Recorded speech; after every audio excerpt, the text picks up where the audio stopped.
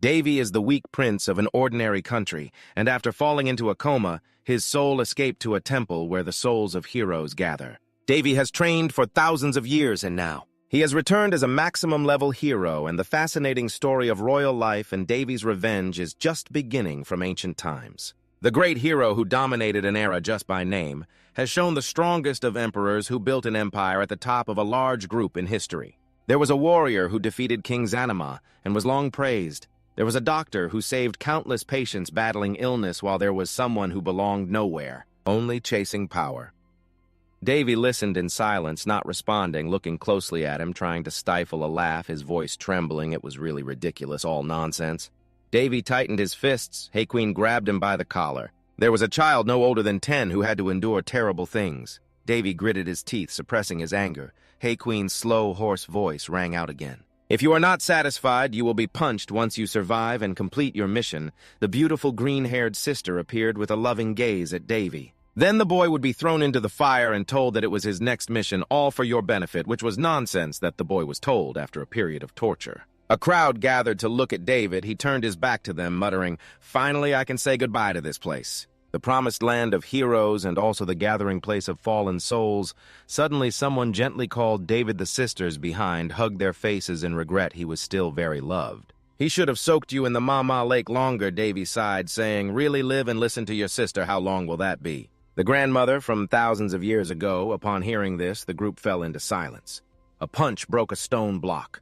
The noise startled the crowd, turning back. "What is it?" Davin shouted angrily. "I will slash that kid's mouth." He calmly plugged his ears. She couldn't hold back, swinging her hands to throw off the two, holding her tightly. "How dare you speak to me like that?" The crowd looked at each other, whispering, "Hurry up, I can't stand it anymore, Daffin." Hearing this, Daffin pursed his lips, suppressing his anger. When it was quiet, Davy let go of his hands and turned back. The people behind were now each doing their own thing. They looked at him, sighed. "Goodbye, Davy. Continue living and don't forget us." Davy's pupils sparkled with light, looking toward them. His steps were decisive. Davy turned and walked away. The people behind were moved to tears. They waved goodbye. Davy did not rush to leave, the corners of his mouth slightly curled up. Davy waved his hand, his voice firm. "I hope I won't have to see you again." He gently opened his eyelids once more. Davy opened his eyes. He was receiving an IV. Davy lay in a luxurious room. The curtains gently moved. Davy's hands trembled. He tried to feel his body, gritting his teeth, silently cursing his paralyzed body, unable to even open his eyes. Davy sighed in frustration. He had to give in. His eyes half closed. "I have returned." Davy looked at the wall in front of him, on which hung a family portrait. He realized he was the weak and abandoned Prince Davy and Raoul of the Round Kingdom. In the east of the continent, Thaiwan's is the little prince of this unusual country. And the first child of the king, that is me, Davy and Round. From the moment I was born, everything was fine. After all, I am still a prince, even though I live in a cocoon. But it is a palace, and enjoy the luxury superior to my previous life. Thinking of this, he pursed his lips in silence. Should I cancel the luxury? Why was I so foolish back then? I believed that happiness would last forever. Living in a world of happiness and peace, I did not truly understand the reality of my position as a prince. A cup of poison. I should have known that at all times and places I could become a target. I realized that without power, even filial piety is useless. That image, he sat on horseback, an arrogant expression looking down at him. He looked at the ceiling, lamenting, "Enough of the sentimentality." Davy's eyelids drooped again, telling himself that now the most important thing is to recover. "Then I will slowly take my revenge," he tried to call out a few times, but no one responded. Davy silently made up his mind. "Take your time to enjoy what you have taken from me." With the knowledge and power after thousands of years, this body was buried and beaten by heroes. That image of that guy appeared again, still that same face. It repeats exactly like the one who stuffed the saddle that day. With a fierce expression, the arrogant Davy resolutely told himself, "I will reclaim everything for you, master of this body." Scene transition. Davy is sitting, hugging his knees and sobbing on the grass behind, when suddenly the voice of Harley Quinn rings out. "Turns out you are here, newcomer." Davy looks up and glares at him. Harley Quinn, seeing that look, says, "You don't need to be so defensive." He steps closer, sits down smirking, and says, "I heard you gave them a warning. I find it quite interesting." Davy's distant gaze and resigned tone. "If you want to laugh, go ahead. I didn't say anything wrong.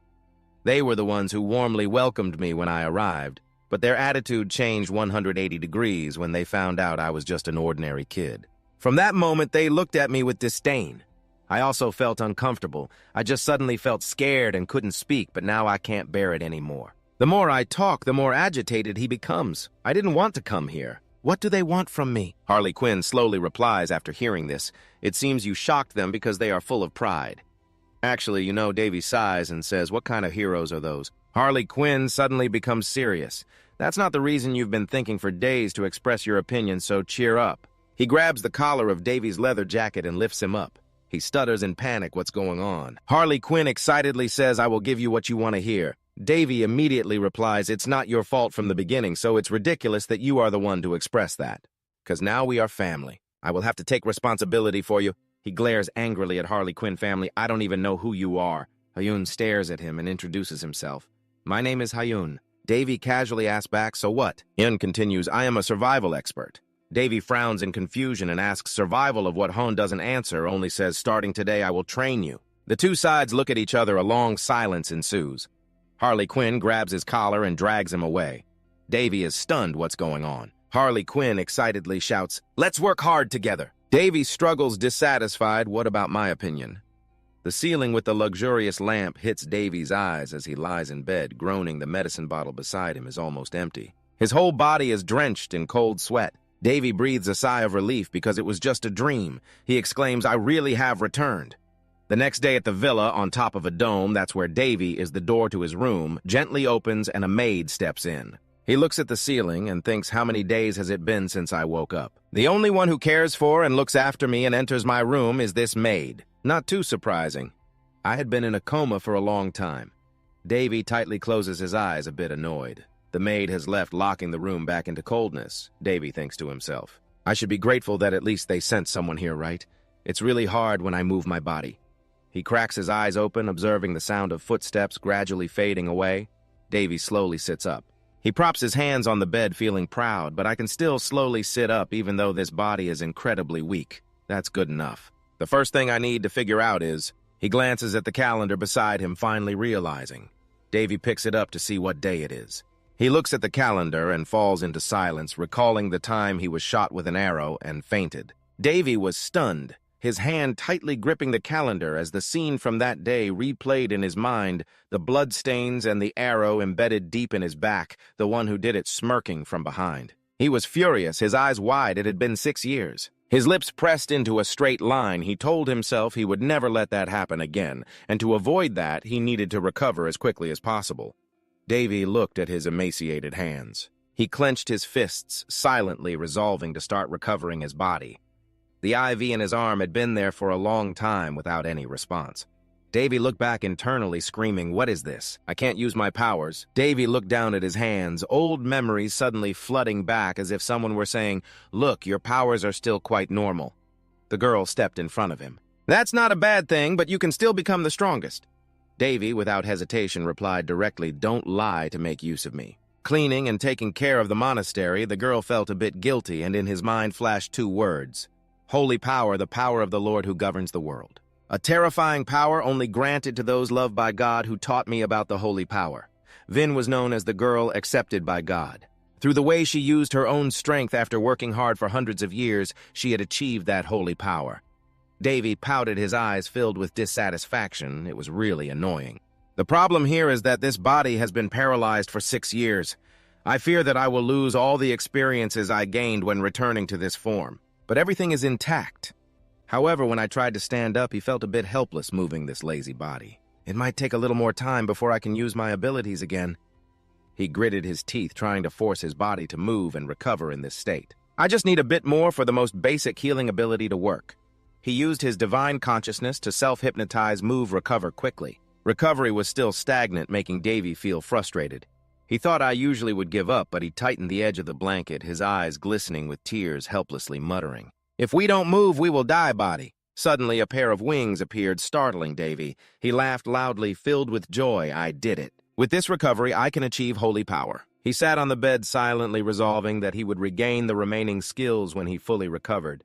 After a while, Davy slowly got off the bed, struggling to breathe heavily. He leaned on the table for support, thinking to himself, I'm so tired, but I finally succeeded. I wonder if I can walk again. Is it like normal yet? Thinking that, he tried to take a step. Davy felt that his body was still not completely okay, even more determined to recover as quickly as possible. The curtains fluttered in a gentle breeze. He leaned on the railing, looking outside at a clear blue sky, the sun shining warmly. He felt each gust of wind with satisfaction. It was wonderful. A second later, a smile suddenly appeared on his lips. Davy raised his left hand, and then his right hand, standing in a strange pose, shouting with all his respect, "Long live the sun!" Joyfully behind him came a scream from a maid. He froze, his face pale, as the girl's panicked voice rang out, "Panicking, panicking." She trembled, looking at him hesitantly. "Prince, what happened to you?" Davy was stunned, feeling embarrassed. "I should just lie dead on the bed right now." The maid hurried over. "Prince, the doctor is here." The doctor placed the stethoscope on his chest. He remained silent, saying it was quite strange. A surprisingly healthy body. He is the family doctor. Davy tilted his head, smiling slightly as the doctor looked at him, asking if there were any unusual symptoms that I might not know about. Davy honestly replied that aside from feeling a bit tired, there was nothing else. He stroked his beard and nodded. "I understand." Davy looked at him silently, thinking if it were in the past. "I wouldn't think of behaving rudely towards an elder like that. Even though I don't like it, I understand my position now, Davian Raoul. A name given to the royal family of the most ordinary kingdom of all, as the son of Lenny Alisat and the first prince of this nation." Just then a woman walked in strangely. She folded her fan and stood looking at Davy. He glanced at the extravagant woman. "The one who poisoned my mother to take her position is the current queen, Linus Barrett. Her children are also here now, the second Prince Carlos and the third Prince Benedict." Carlos smiled with a fierce look in his eyes as he looked at him. The doctor spoke again. "I know I didn't expect him to be this resilient." Linus covered her mouth, hesitantly asking, "Right, did you see the one who shot the arrow?" Davy replied blankly, "I'm not sure." The arrow suddenly flew towards me, so he turned to look at Carlos and exclaimed, "Have they been caught yet? An assassination attempt on our royal family. I'm curious about the punishment the royal family has for them." Carlos saw him looking at him, his whole body stiffening. Linus, calmer, covered her mouth and spoke no. She looked at Davy with a tone of regret. "It's a pity that the case has ended." His gaze was cold as he glanced at her, muttering, "It's all over." The family doctor stood up looking at him and advising that the initial treatment process has ended. "So what you need to do now is to occasionally call for regular medical care, and the day will get better in a few days." Davy nodded in response.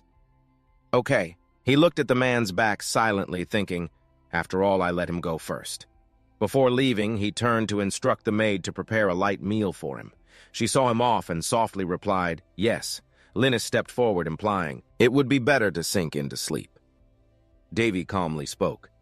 "Do you feel disappointed that there is an obstacle returning to your life?" Carlos looked at him awkwardly and replied, "Oui. The so-called first prince being attacked into a deep coma is truly a disgrace." Then he turned his back and called, "Let's go." "Benedict." The room fell silent again. Davy scoffed. The disgrace of a kingdom is truly ridiculous. He looked at his thin hands silently, thinking that he had used holy power in front of them, but it seemed that no one noticed, probably because of the vast difference in power levels between him and them. He joyfully howled, then flopped onto the bed. Really, that was nothing. It could be because I was up there for too long, so I felt it was truly meaningless. Nevertheless, I will still take revenge. And now just stay calm and recover. Vi rolled her eyes and said curiously, "I wonder what my first meal will be." Now I should find a way to increase my strength as quickly as possible. With my current strength, it might still be better to recover first and watch out for those lurking around me. Davy rubbed his chin, looking out the door silently, thinking, "Why is it taking so long? I'm so hungry." My hair, which I had grown for 6 years, has been trimmed. Davy pulled 2 chairs close together, exercising his arms, his mind swirling in thought.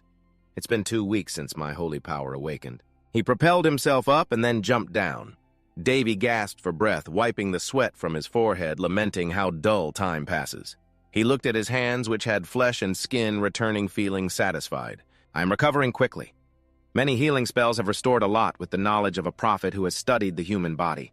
With the medical knowledge that my sister often taught me, I have no difficulty in recovery." Davy snapped his fingers, commanding a stream of water to envelop his body. Once done, he gently lowered himself down, his whole body clean. Davy sighed. Magic is truly convenient. Just then, a voice called from outside, "Prince Army here." His expression immediately darkened, but she has arrived. She opened a bowl of porridge and brought it to him. "Your meal, sir." Davy's face was completely dark, his expression stiff during the meal we had been waiting for just because I was a patient, and they treated me like an old person. He sighed in frustration and repeated that Amy's porridge made him feel a bit guilty and I'm really sorry. Seeing her expression, he replied, "It's okay." Davy picked up 8 bowls of porridge and started eating while he said, "Anyway, we need to prepare 5 more servings." Amy, confused, asked, "5 more servings?" Davy finished the 8 bowls and placed them on the table, his eyes full of anticipation looking at Army. "Sorry, I meant 10 servings." Army's mouth dropped open in astonishment. 10 servings. Seeing her worried, he reassured her, "If we just order everything, it should be fine." Davy looked at the 8 empty bowls, rubbed his stomach, and thought, "I guess I'm full now. The recovery magic allows me to digest 3 times faster than normal." He felt his body gradually getting stronger, and of course his stomach suddenly growled. Davy bit his lip and rushed off, leaving Amy a bit confused. The prince didn't respond, trying to hold it in. "Damn it, I need to go to the bathroom. I'm digesting everything too fast. This isn't good.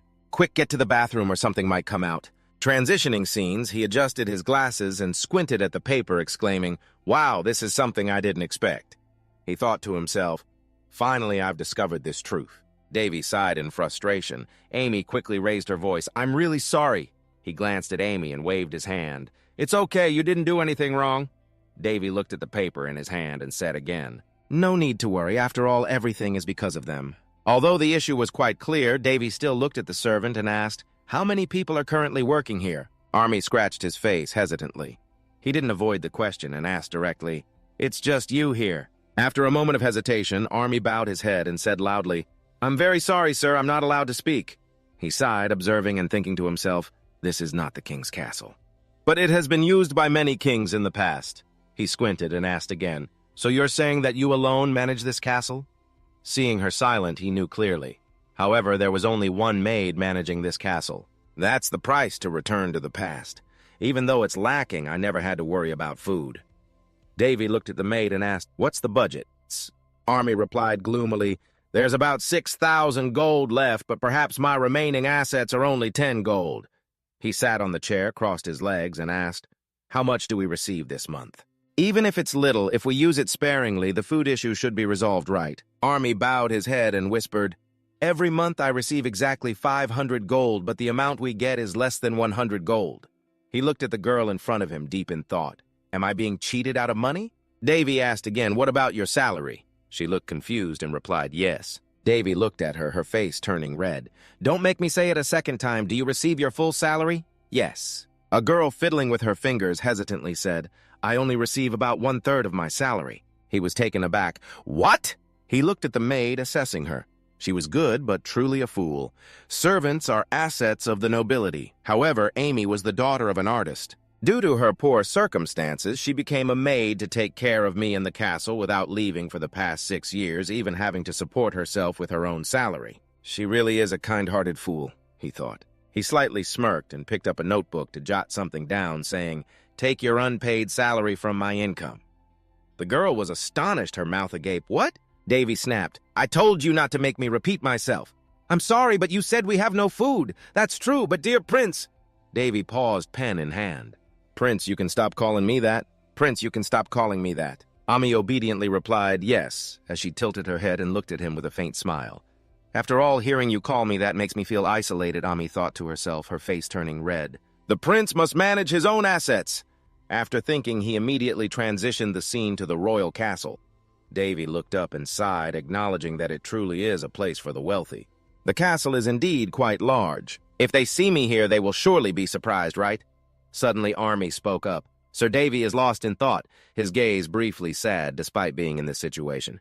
"My father is not here either." Seeing her astonished expression, he sighed inwardly. Was it wrong to mention that it would be a big problem if the queen heard about it? Army looked around in confusion, and Davy turned away sarcastically. "If you keep standing there like that, I will ignore you. My father did nothing when my mother was killed." Amy, following closely behind, said, "I can no longer consider him my father. I will lead the way for you," and she hurriedly ran after him. Davy turned back, smiled gently, and replied, "I look forward to working with you." Amy nodded. "Yes." The man lightly stroked his beard, hesitating. "I'm sorry, but using additional funds is a difficult matter." Looking at that curly beard, Davy frowned, thinking that his beard was quite bothersome.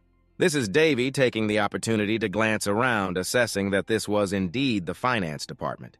He then looked at the people present in the room. It seems that their disdain for me is indeed true.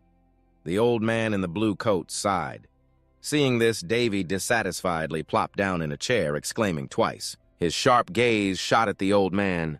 "Are you joking with me?" Everyone there turned to look at him in confusion. At this moment, he asked bluntly, "The amount of gold that should have been received is 500, but why have I received less than 100? The old man hesitated. This took him a few seconds to think.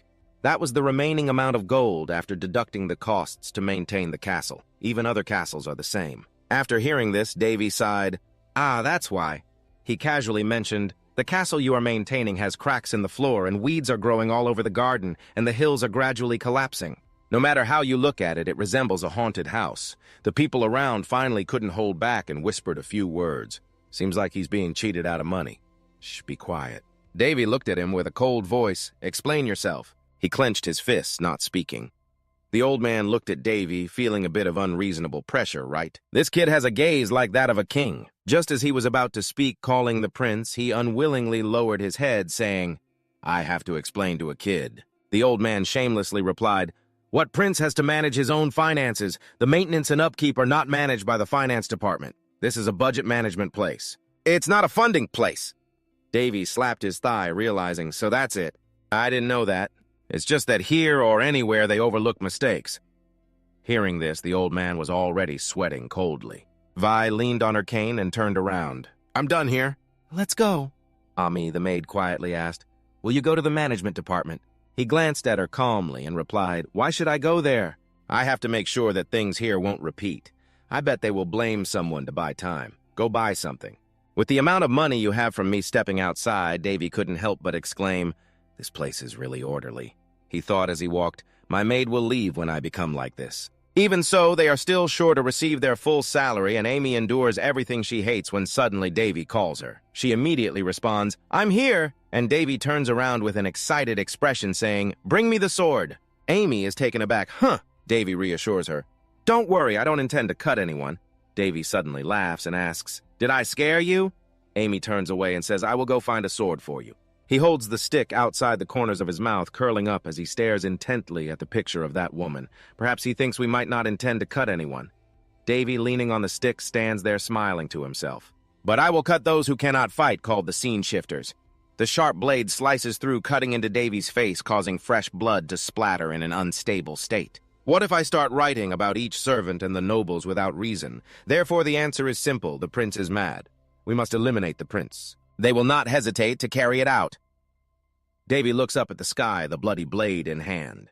Davy thinks to himself, "I do not intend to become prey for those foolish nobles." Transitioning to a cow lying flat, the female servant exclaims, "What is this? Since when did you—" Davy wipes the sweat from his forehead and replies, "I don't know. It just happened to be in front of the castle, so I brought it back." Amy still doesn't understand and exclaims, "What?" as she kneels in front of the cow, mumbling, "Can you get a plate and some mold inhibitor from the storage?" "That's a lie. The truth is, I killed it myself, but that would be unreasonable, so I will pretend." Army suddenly bows down and suggests, "Sir Davy, please let me handle that." Davy is stunned and steps aside, panicking. "What are you doing?" "Don't shout like that." Amy looks up, her eyes glistening with tears. I can't let your hands touch the blood of the animal."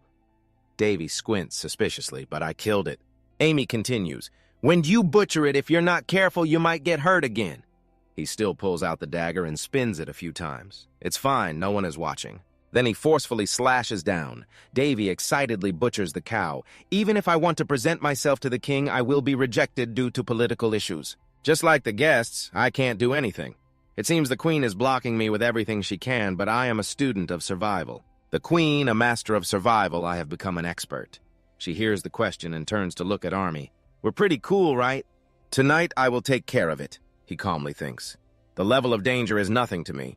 Transitioning to the night, a shadow of a woman stands straight outside the White House. She suddenly turns in anger. What is he thinking? The woman hears this and purses her lips, asking back, "What do you mean, the Prince Davy?" The girl responds immediately, "Exactly. The more she thinks about that kid, the stranger it feels. He is no longer the person I once knew. After all, he is just a useless brat." The female servant respectfully continues, as per the report, that the prince can barely walk. At the moment, he still has at least a year to fully recover.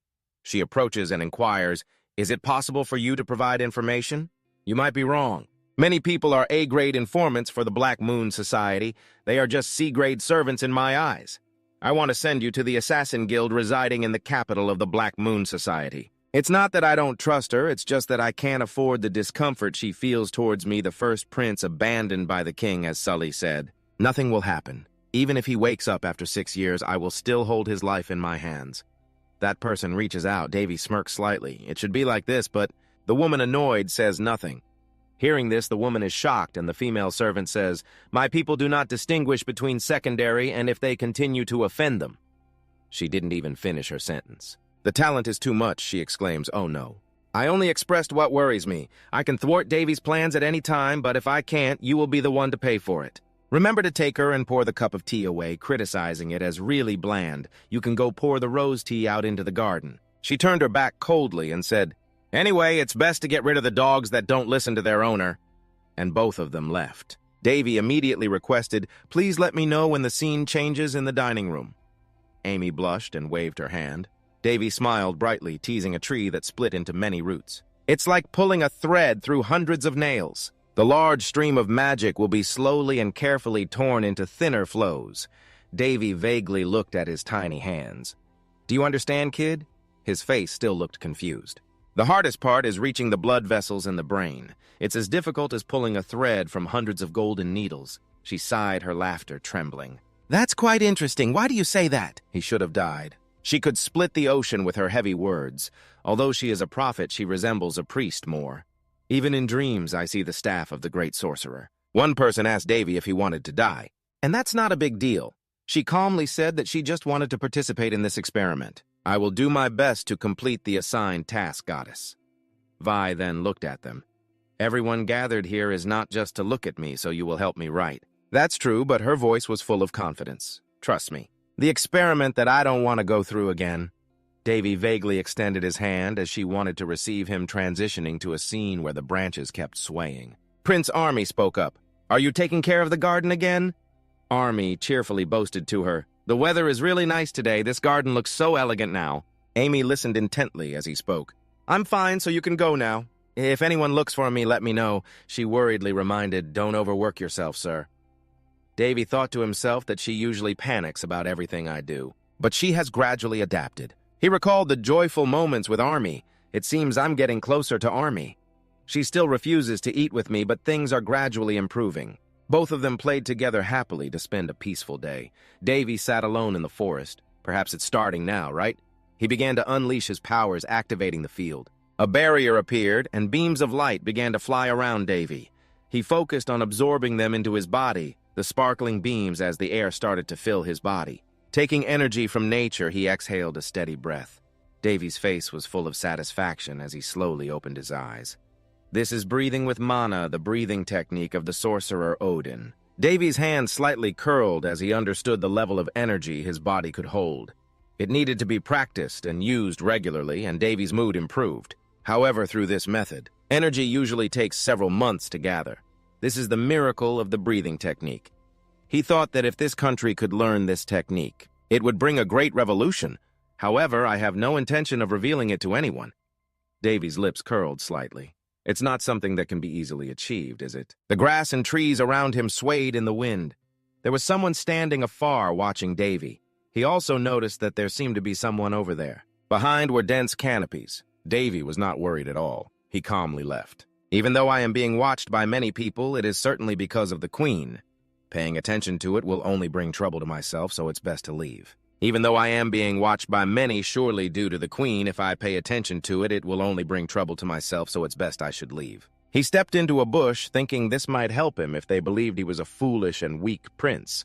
Davy walked through those bushes. Due to the spread of the energy distortion field, I was able to practice peacefully and had accumulated quite a bit of energy. However, Davy's face was filled with helplessness. Perhaps it was time for me to do that. He cursed the damn energy circle.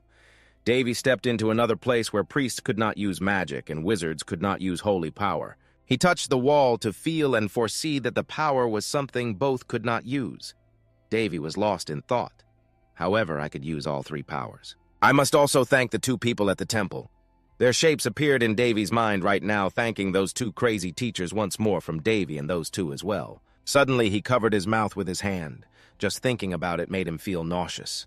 Davy observed around. Usually, when wizards wanted to use magic, they had to draw a circle into the heart. Davy began to read something. His legs manifested magic power. However, this method could not prevent the conflict between holy power and prophetic power. His whole body was surrounded by light. If I tried to do that, my heart would be destroyed. A circle suitable for me was the arterial circle, and the light slowly absorbed into Davy's body. The veins rose on his face by connecting all his arteries, creating a circle and channeling energy through it. Magic would flow into the parts of the body to use the entire body, including my heart, in addition to preventing the conflict between holy power and strength. Prophecy also brought an astonishing result. The veins were spreading all over Davy's body. However, this was similar to repairing the body, so just one small mistake would lead to death. He began to touch each finger. A circle was created. That's why I didn't want to do it. The last time I tried, I was almost able to achieve it thanks to 4 other people. Davy cursed himself, thinking he could succeed all by himself. An invisible hand was trying to touch Davy. He looked up in confusion as the images of all 3 appeared before him. That's right, it wasn't just him. He immediately regained his composure. Failing wasn't as bad as spending thousands of years in that temple. Davy smiled with delight. He continued to operate his magic. He couldn't let it fail. The magic circle glowed throughout the forest until nightfall. At this time, Ami was still waiting for him. She couldn't help but worry. It was already past dinner time and the prince was late. Ami looked at the food she brought for Davy as she often did. But he never skipped a meal. Ami began to think wildly. He said not to disturb him unless something major happened, but if something happened to him, he wouldn't be able to call for help. She held her head in despair. If something happened to him, I thought I told you not to call me a prince anymore. Ami's complexion returned to normal. She was delighted to see Davy approaching. Sir Davy, she cheerfully said, you were waiting for me, weren't you? I told you there was no need to wait for me. But Davy sighed. You and your silence. Davy smiled contentedly. It seemed he had to try harder. He suddenly hugged Amy and her face turned bright red. Sir Davy! Davy lowered his voice and said in her ear, I'm sorry. Suddenly he fell against Amy. I'm so tired, can you support me? Amy was completely terrified when he fainted. Sir Davy? Davy was placed on the bed. At this moment he was sound asleep. He slowly opened his eyes to see the ceiling of his room. Savey had been placed on his bed early, feeling anxious. He held himself when he sensed something. Another hand was resting on his. Amy had fallen asleep beside Davy's bed. He suddenly sat up. I fainted so abruptly yesterday. Davy recalled what he had hesitated to do. The arterial circle had been completed perfectly. The strands intertwined and the 3 powers were merging in his bloodstream. The strange thing about this circle was that it had a special effect. A breeze swept through the window. Amy slowly woke up to find Davy already awake. Amy looked at him blankly. There were no limits, just move a finger. I can use any simple spell, even for recovery. Davy greeted Amy with a good morning under the beautiful sunlight. 5 months later, Amy smiled happily at him.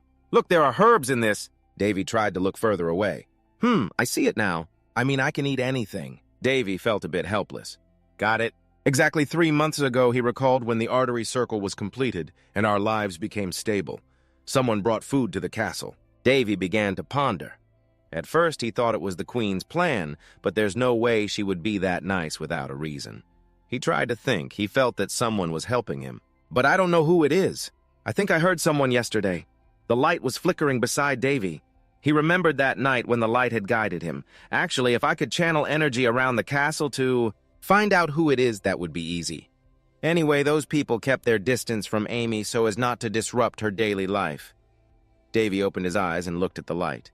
The sound of footsteps was approaching. Someone was coming. Davy gripped his staff tightly while Amy was still happily chatting with him. We will have plenty of food for the time to come. Let's go. Davy excitedly turned around to leave. We need to welcome a few guests. He couldn't help but wonder who they might be. At that moment, the 3 of them appeared the queen's attendants inside the room. A hand was checking Davy's arm. He silently observed them. Priest Boris seriously asked, How do you feel? Davy turned to reply, Can I recover soon? Because the prince has been bedridden for a long time, it's hard for me to use holy power on you. Hearing him say that, so you should be grateful for what you have. Davy found it ridiculous. Really? That's nonsense. He looked at Priest Boris in front of him. A guy who didn't know how to use healing magic properly as a representative of God in this nation. To throw away your responsibilities and follow someone else's orders is truly disappointing. His expression was calm. You should stop lying. It's not that you can't heal, but that you don't want to. Davy spoke up. I think with the power that Priya gave you, you could heal me quickly, right? Contrary to what you say, my body is almost fully recovered. Priest Boris was dissatisfied. Prince, you say that because you don't understand. The guy began to wave his hands with doctrines about usage and knowledge and holy power is only for priests. Even if you are a prince, you shouldn't demand like that. Priest Boris smirked smugly. That's the truth.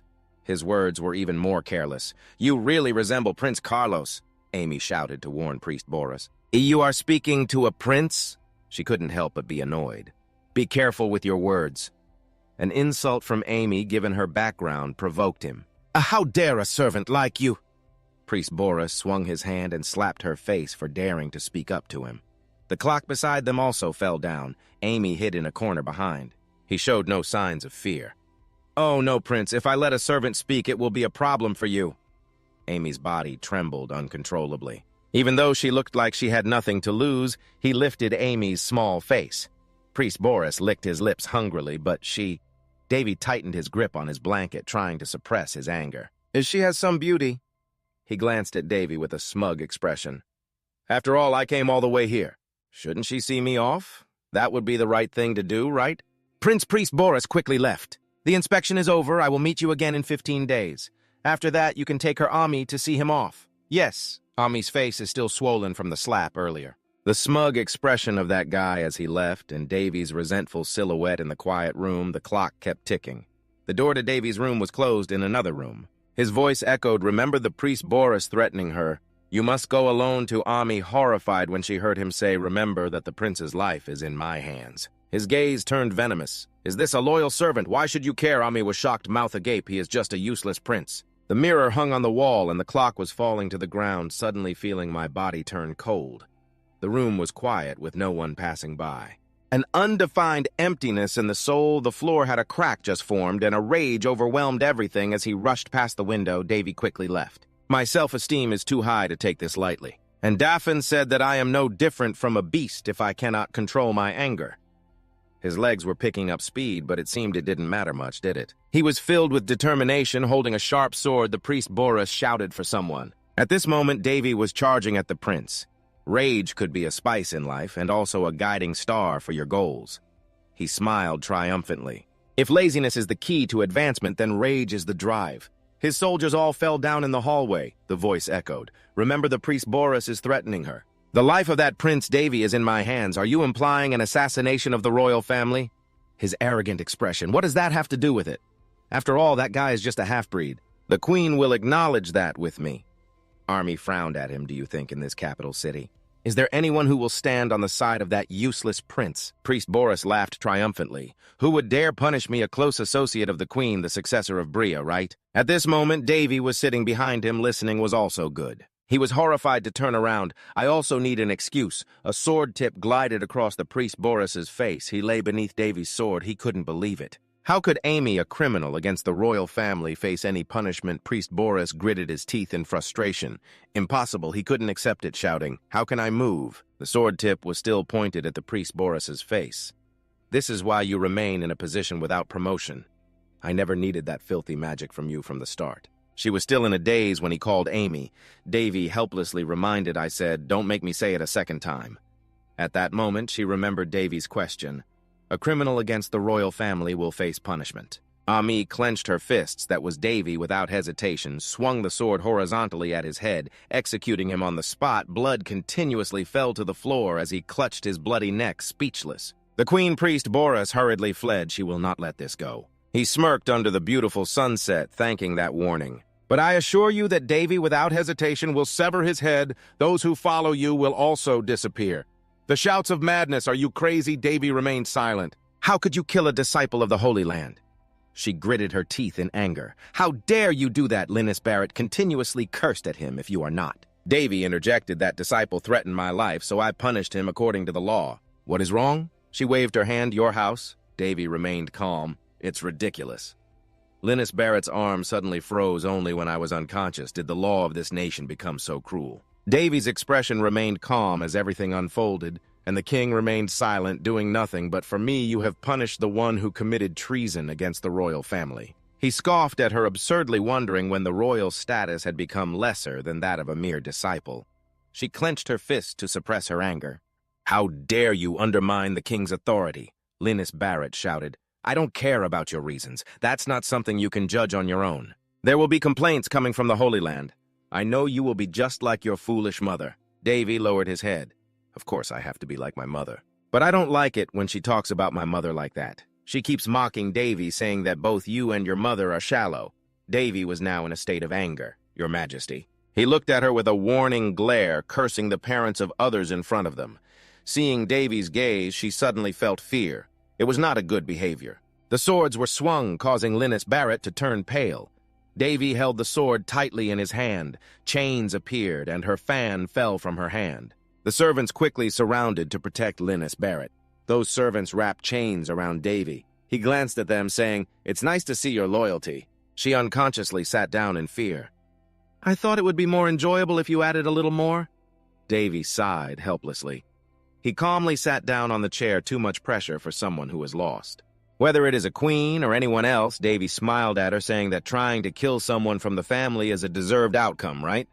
She realized Davy's hidden meaning. Linus Barrett couldn't help but be horrified. It couldn't be. Thoughts about that incident flashed in her mind. She knew Carlos was the culprit.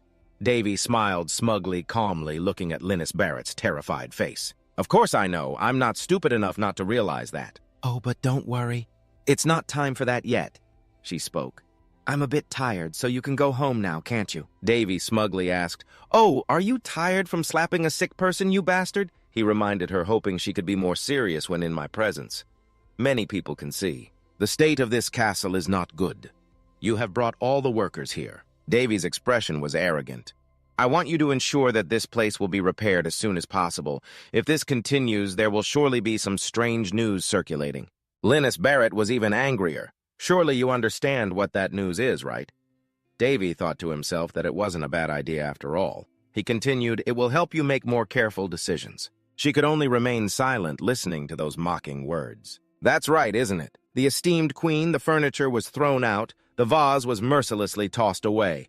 A half-breed, the servants were too scared to look up, daring Linus Barrett to scream in contempt, 'Me.' The surrounding servants dared not speak." She placed her hand on the floor. "All right. If you want Linus Barrett's face to become terrifying, if your wish is to die, then I will lend you a hand. Such behavior shows a lack of respect. That will be the reason you must die in the castle. It seems the rumors are true." "What rumors?" The hurried footsteps of the army. Everyone couldn't help but discuss the events of that day. "About that prince. No one can explain his behavior after waking up from the coma." The army was busy and looked confused. "Get in line."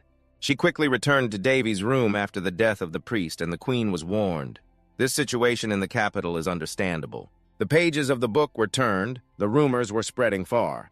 Davy still calmly sat reading. "The Prince Davy is crazy." That's the rumor everyone in the palace kept discussing together. And half of the people in the palace were on the side of the queen, whose reputation was gradually declining. Ami's sparkling eyes, "Prince, look at this." She happily ran over, bringing something to Davy. Davy, helpless before Amy's joy, asked, "Again, I don't need the herbs. This is something we should be grateful for." Amy happily said that someone must know you are a good person. Davy looked at her in confusion. "Do I seem like a good person?"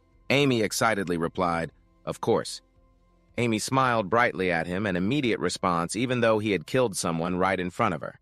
Davy looked at the person in front of him. She truly is a special person. At that moment, someone came in. "Sir Best First is coming from afar. I have brought the sinners here. Wait there." The butler of the royal family said that I have brought the sinners as instructed by the queen. As you wished, they are kneeling at Davy's feet. These are the ones who have shamelessly embezzled your money and are now fleeing. Davy replied, "I know there are a few familiar faces here." He stood up and looked at them, corrupt and fleeing. Usually, how would this be punished? That depends on the authority of the person, but usually it's death, and their family members are terrified, shouting, "Prince, we know our sins." "Please forgive us." Then he adjusted his glasses. Now we see Davy bowing his head. A rumor has been spreading recently that their faces turned more terrified. "I am a bloodthirsty person. Yes, there have been some rumors like that lately. So you start teasing, should we proceed accordingly? They earnestly pleaded, "Please, Your Highness, you are not like that. We beg you to spare our lives." "Prince," they bowed down. "Please." Davy calmly called him, "I understand." And then he ordered, "What are you waiting for? Take them to prison and starve them. They shall not even drink water, those corrupt ones who dared to siphon the royal treasury. It's a death sentence, though not entirely joyful, as this is the Queen's decision." He smiled contentedly, but I will play along anyway. Everything is getting more interesting. The screams rang out. Those people will be executed in 9 days. Voices continued to echo, "Prince, please spare us." The prince changed the scene. The serving positions will be assigned as early as noon today, all right? I will keep Ami as my maid, train her to be a high-ranking servant, and raise her salary. I will follow your wishes. The glasses were placed on the reading table, and one more thing Vi ordered to meet my father. Is that still not allowed? The butler bowed his head. "I apologize, that is my father's or the Queen's order," he stammered. "I am just the messenger." The butler reminded him, "You need to stay calm and careful. I understand what you want to say, calm." He sighed in relief when Davy promised that he would remember. The butler bowed. "Then I shall take my leave." He spoke to the back of the man as he was leaving. "I have eaten the food that was sent," so the butler paused. "The food is still sufficient, so you do not need to send more medicine. Everything is gradually getting better. Perhaps everything else will be the same." He chuckled. The butler turned to him. "I do not understand what you mean. Perhaps it is due to your kindness." Suddenly he said, "It seems you are about to entertain a distinguished guest. So I shall take my leave first." Davy wondered how he knew that the butler left. "Please rest." Davy raised his finger to control the magic on that old man. He was a bit suspicious. Was he pretending not to know when all the evidence was clearly there? The butler. Regarding the background of the butler, the head of the workers for the king. I often saw him when I was young. I do not think otherwise. Ami will have someone else on her side. Davy suddenly realized, "Oh, but did he say the door was opened? Is someone coming here?" Amy looked at the prince. She was a bit worried. Army, the fourth prince and the second princess. A beam of light rushed in, knocking Army aside. Davy flinched in fear. His glasses and book were knocked away. The girl with a bright face looked at Davy. "I am Willy and John, the second princess of the royal family. I am here." Davy's weak hand was raised as Willy pressed down on him. The girl screamed in panic, "Are you okay?" "It really hurts. I should not use my strength when there are others around." Another hand lifted Willy's body up, didn't it? "You should really be more careful." He lifted the girl up with one hand, looking at Paris with a gentle expression. "You should have met Hyun earlier to talk about him. The current king of this country is China's, and Raun has 3 wives, including the current wife and 2 concubines who always try to please him, while the second concubine, Alice, is close to Queen Tui. The first concubine, Anissa, chose not to side with anyone, becoming an outsider among the wives, and the 2 cousins, Paris and Willy, are her children, so we are half-brothers." "Sorry for the noise, brother." Willy helplessly looked up at Paris, calling him, and the girl kicked her brother's head. Barissa shouted, "What are you doing, Willy?" The girl jumped down. "Why are you so calm?" Willy glanced at him, forgetting that he was the one excited to meet his brother. "Why are you like this?" Both of them clashed with each other, but at least you should behave like a princess. "Don't talk down to me! How dare you say that to your brother? Brother, are you okay?" Amy worriedly asked. "They really look alike." Davy observed the 2 kids bickering. "I heard they don't behave like royalty at all. And at least among the 2, they are very friendly, unlike Linus's children." Both started to compete with each other, but he would agree, "Stop joking, Hyungnim. They are still my closest siblings, and they listen to what I say." Both laughed with delight. "Don't laugh, Hyung." 3 cups of tea were placed on the table. It has been 6 years since all 3 sat down to chat together. We were sent to a distant land after he fell into a coma, and I heard about it later. The 2 cousins sat dejectedly. They were only 8 when I fell into a coma. What could these weak children do at that time? The girl endured humiliation when she followed the concubine, Anissa, who sent her first daughter to the neighboring country due to the queen's cunning. She should at least protect the 2 children that she abandoned. Davy spoke up. "It's okay." He thought to himself, "I understand, but everyone seems to have not accepted it yet." Davy picked up the teacup and smiled. "All right, have you met Dad yet?" "We met him before coming here to see you." "How is he?" Barissa thought for a moment and then spoke. "He looks tired and—" Willy hurriedly interjected. "Wait, have you not met him yet?" "Yeah, it doesn't seem like the right time." The girl was a bit worried, but there will come a time when he needs to meet him. "Oh my," Barissa seriously reminded him. "Since we got here, things have seemed off." He said that the condition of this castle— Davy calmly interrupted. "There are some who have embezzled funds. It will soon return to its beauty because those culprits have been caught." He slammed the table, but still Davy looked puzzled at Barissa's anger. Those who did that terrible work. Both shouted in agitation while he was still present here. I will go tell Dad. Don't waste your effort. He continued to provoke, but Barissa suddenly stopped. Davy calmly looked at both of them. It's okay, I will handle this. Davy contentedly enjoyed the teacup in his hand, wondering if many people were standing by his side. But it seems that there might still be some truth to that. The three continued to chat. Unexpectedly, Willie had magical abilities. I heard you were in a magic group, so I was quite surprised, of course, Hyunmin. This guy could have been injured if he hadn't saved him. The two brothers continued to bicker with each other, and he even ran after you. What did you say Davy felt confused about why they were fighting? To qualify for the swordsmanship competition, you used magic to cheat, didn't you? Don't say such nonsense. You earned your skills. Both paused when Davy suddenly asked about the swordsmanship competition. Both were getting more anxious. You fool, our plan is ruined because of him. Anyway, we will talk about that with him. It won't change anything. Barissa adjusted her voice and presented a letter. So here it is. Davy looked puzzled as he opened the letter. This is a competition held every 5 years. He focused on reading the contents of the letter. This time, the competition will be held in the Kingdom of Palestine, a competition that encourages harmony and connection. Between the kingdoms, it's like the Olympics, right? Davy thought to himself, there are many classes participating, including old soldiers and royals. Davy glanced when someone spoke up. He took his chance when he could. Barista bluntly said, you haven't left this kingdom yet, right? So I asked my father for permission for you to come with us. Willie immediately chimed in, no, I was the one who asked him. Let's go together. Davy listened seriously as they spoke. The Kingdom of Palestine is a beautiful city. It seems it will be very nice. If you're worried about your weak health, don't worry. I will carry you. Right, he will be my porter. Davy hesitated a bit, looking at the letter. Both brothers continued to argue with each other. They suddenly looked at Davy, and it seemed like it wouldn't be wise to refuse this invitation. The two brothers excitedly looked at each other. He will go with us. The two of them tossed their teacups up. Hey, don't destroy my palace. Davy smiled at them. Among them, there seemed to be happiness. He said he would agree. It seems we should enjoy this life at least once. He stood up. Davy looked up at the vast blue sky outside the window. It doesn't seem too bad to enjoy this world, right? He held the letter in his hand. Davy's heart became excited with a bit of joy.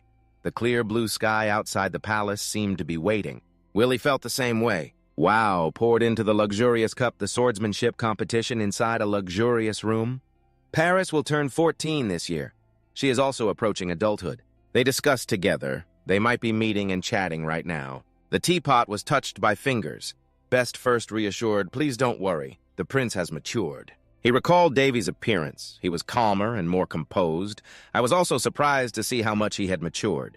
The person opposite was not pleased and interrupted enough already. Even you are admitting that. Chinese picked up the teacup.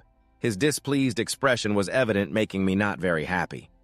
Sitting in a quiet room, Davy gazed at the magnificent picture. He cheerfully looked at the house. The current state of this house. No longer a haunted house, thanks to her order workers were quickly dispatched, and this place has become more like a home to live in. Ami excitedly exclaimed she was moved to tears, unable to believe this day had come. Truly, he awkwardly looked at her. It seemed she was too overwhelmed. She wiped her tears. I am very happy. It's great that everything is getting better. Yes, someone speaks up. Are you ready, Hyungnim? That person reminds us that it's time now. Ami, you have packed your things, right? She replied, yes, I'm all set. The door slowly opened, so shall we go. The four of them set off together for the martial arts competition. The martial arts competition is an event that attracts global attention. Its influence is immense. Besides Paris participating in the competition, I have also been allowed to go along, and it seems quite tense if Paris can achieve any results. Then the position of Prince Carlos will be shaken for some reason. The Queen agreed to let Paris participate in this competition because she is certain that Paris will not achieve any results. Or is that just her plan? Chinese slowly steps out to greet the king of the Sun Kingdom. We welcome the king who rules the entire country of Germany, the king of the kingdom. Davy contemplatively looks at him, the one who holds the greatest power. This is the first time seeing him since waking up from the coma. He has avoided meeting for half a year now, and now he wants me to come here. He waves his hand and raises his head, asking, are you confident? Barissa respectfully bows his head. Yes, I am sure I will represent our kingdom through my achievements. He places a hand on his shoulder. Suddenly, Chinese notices a spot which is Davy, his expression cold and emotionless. He turns away before leaving. He says it's really nice to see you healthy. Willie curiously looks at him. The girl calls her Young Neem, not wanting to show her emotions in front of him even though he is the current king. The royal messenger announces, "Listen here. The participation of Prince Paris is significant for this purpose. We will lift the curfew and start organizing the festival." He no longer shows confidence and heroic demeanor. He has really changed. Like an old lion. Completely tired of everything. It has really become dull, hasn't it? Transitioning Da Vinci looks out the window, barista excitedly says. Quite interesting, isn't it? He gently watches the two talk. However, we have senior royal guards protecting us, so even wild animals cannot attack us. Willie asks with concern, "Han, you don't feel comfortable, do you?" He calmly replies, "Don't worry, I'm fine. I feel anxious that this trip will become dull because you have to bring me along." Both of them say in unison, "Not at all." The girl holds a glass of wine. He has prepared wine for us, so there's nothing to worry about. He reminds her to speak carefully. The girl looks at the wine bottle. "This is the first time I've tried this type of wine. Where did you get such good wine?" The corner of his mouth slightly lifts. He isn't sure this is some of the things his mother left behind. Paris looks concerned. "Can we drink this precious thing?" He replies, "Why not?" Then he calmly explained that instead of keeping it, we should drink on days like this. "Right," he smiled. "You've changed so much, Hyungnim, you're licking your lips, huh?" The girl quickly jumped in and replied, "That's right." He recounted how he had once protected and valued everything his mother had left behind, feeling shy. He raised an eyebrow. "This kid has a good memory, huh?" The three of them raised their glasses of fine wine together. "It's not something to keep, but something to use up. Cheers, I love your way of thinking." They all cheered, and soon it was dark. They gathered around a fire. "We will set off tomorrow morning. It will probably take another day to arrive." The barrister worried this is the first time he will sleep outside. "Are you okay?" He replied, "I'm fine." Davy wondered, "How's Willie?" He sighed. "I've taken him to another place." He scolded he must have drunk too much. He then burst out laughing. "I'm sorry." He looked off into the distance. "Do you remember? You once said you wanted to camp out like this." He continued, "Even though we have shortened it a lot because I think it would become heavy for you." He smiled, looking at his cup of water, understanding that this trip could easily come to an end. "By riding slowly because I am a patient, right? Some things have changed, but some things remain the same." So he responded to his concern, "I quite like it, thank you very much." The conversation ended and the barrister left. Army approached. "Your Highness, you should go rest." Davy propped his hands behind his head. "The moon tonight has become really beautiful." She found it hard to understand. "He used magic to break a branch." He held that glowing branch. "It's wonderful to mark a return." He gazed at the two moons. One soldier pointed to the red sky that's Ceros and the blue one is Greece. He was excited. They even said, "Cyrus is the one who starts the light, and Cyrus is the one who ends it." An enigmatic voice spoke up. "You seem to know him well." He arrogantly placed his hands on his hips. "A teenager could be smarter than you." This conversation should have been with a woman. Someone wondered, "What are you doing to yourself?" An unclear voice echoed from somewhere, "It's nothing. I'm just talking to myself." The two soldiers turned to look at each other who just said that. Davy appeared. "Are you a ghost? It's me." He held the branch and approached. The two children had hired 5 guards, and 4 out of 5 of them were skilled in sword fighting, so that should be enough people. He raised the branch. "If nothing too big happens, right? Like being attacked by assassins." He observed about 20 people and silently assessed. They plan to attack while everyone is sleeping. They even hide their bloodlust to become quite skilled assassins. This is clearly the act of that woman. An opportunity to eliminate me, including those 2 kids. No way she could let this opportunity slip away. I don't want to use my power now. That would raise suspicion, but right now that doesn't matter anyway. Those who witnessed me using my power are here. With a swing of the weapon in hand, those people would be taken down. They wouldn't survive. If you don't have teeth, you should use grilling, right? The one who taught me about swordsmanship said that. He held the dry branch. Anything in hand could become a weapon. Don't forget, in combat there are no rules. He confidently swung a few strikes. It depends on what you think he practices with that branch. A piece of cloth can also become a sharp sword. What is Davy so pleased about? Their abilities are only that much. They cannot touch Hermes, the one who taught me about death. You mock a boring guy. He casually looks back at me just to confirm that those people are trembling. But isn't it the queen who sent you here? He turned completely around to look at them as if playing a game of bull rush. Why is the public so tense? He smiled brightly. If you don't want to answer, then never mind. Davy walked slowly. He quickly appeared right behind a guy. Nothing would change. His gaze shifted. What does that woman want to gain from this? The 3 children of the royal family, the entire kingdom will be in turmoil, and Linus will have to go through a tough time if that happens. This must be the reason she is so confident. The blood of that guy gushed out. He held the blood-soaked branch threateningly. "Why haven't you run away yet? Or are you still unaware of what is happening?" He calmly ordered to run back and report to her.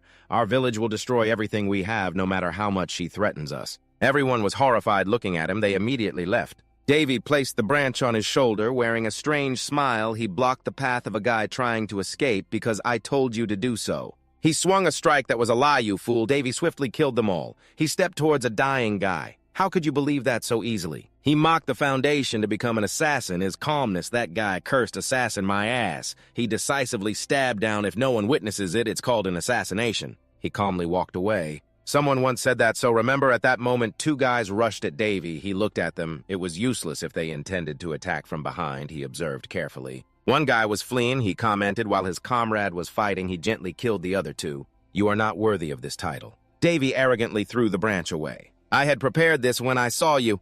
He pointed in one direction. A red dot appeared in the darkness. It aimed straight at the fleeing guy. "As long as you don't leave this land, you will not be able to escape." He waved his hand. That guy was immediately controlled. What a cruel way to do so. "But everyone taught me that one must end things nicely, so there should be no mercy for those who intend to kill oneself. They taught me a perfect ending." Davy stepped over the bloodied branch. It was a magnificent assassination. He stretched his hands behind his head. "That's right. Assassination, no matter what happens, as long as no one discovers it. This is a perfect assassination." Linus Barrys sat gloomily on the chair. What happened? Sario was blindfolded. All the candles linked to their lives had gone out. She coldly said, "They have been cleared away." She replied, "Yes." She put down the teacup. "So what about those fools?" She reported, "It seems they are almost there." Barry slapped her hard. She cursed, "What the hell are you joking about? Look at what you are saying." She pretended not to believe just 3 kids and 5 guards. "But you are saying that 20 people are all dead. Is that all the black and white society is capable of?" Sario is still trying to be polite. "We are investigating this matter. It seems someone has helped the prince, making her annoyed and biting her nails. Who will help those half-breeds?" She ordered to quickly find that person. "I will make that person face the consequences for daring to obstruct me." I bow my head. I understand now. "Barriette, don't forget the reason I work and support you is not to receive anything from her." She frowned.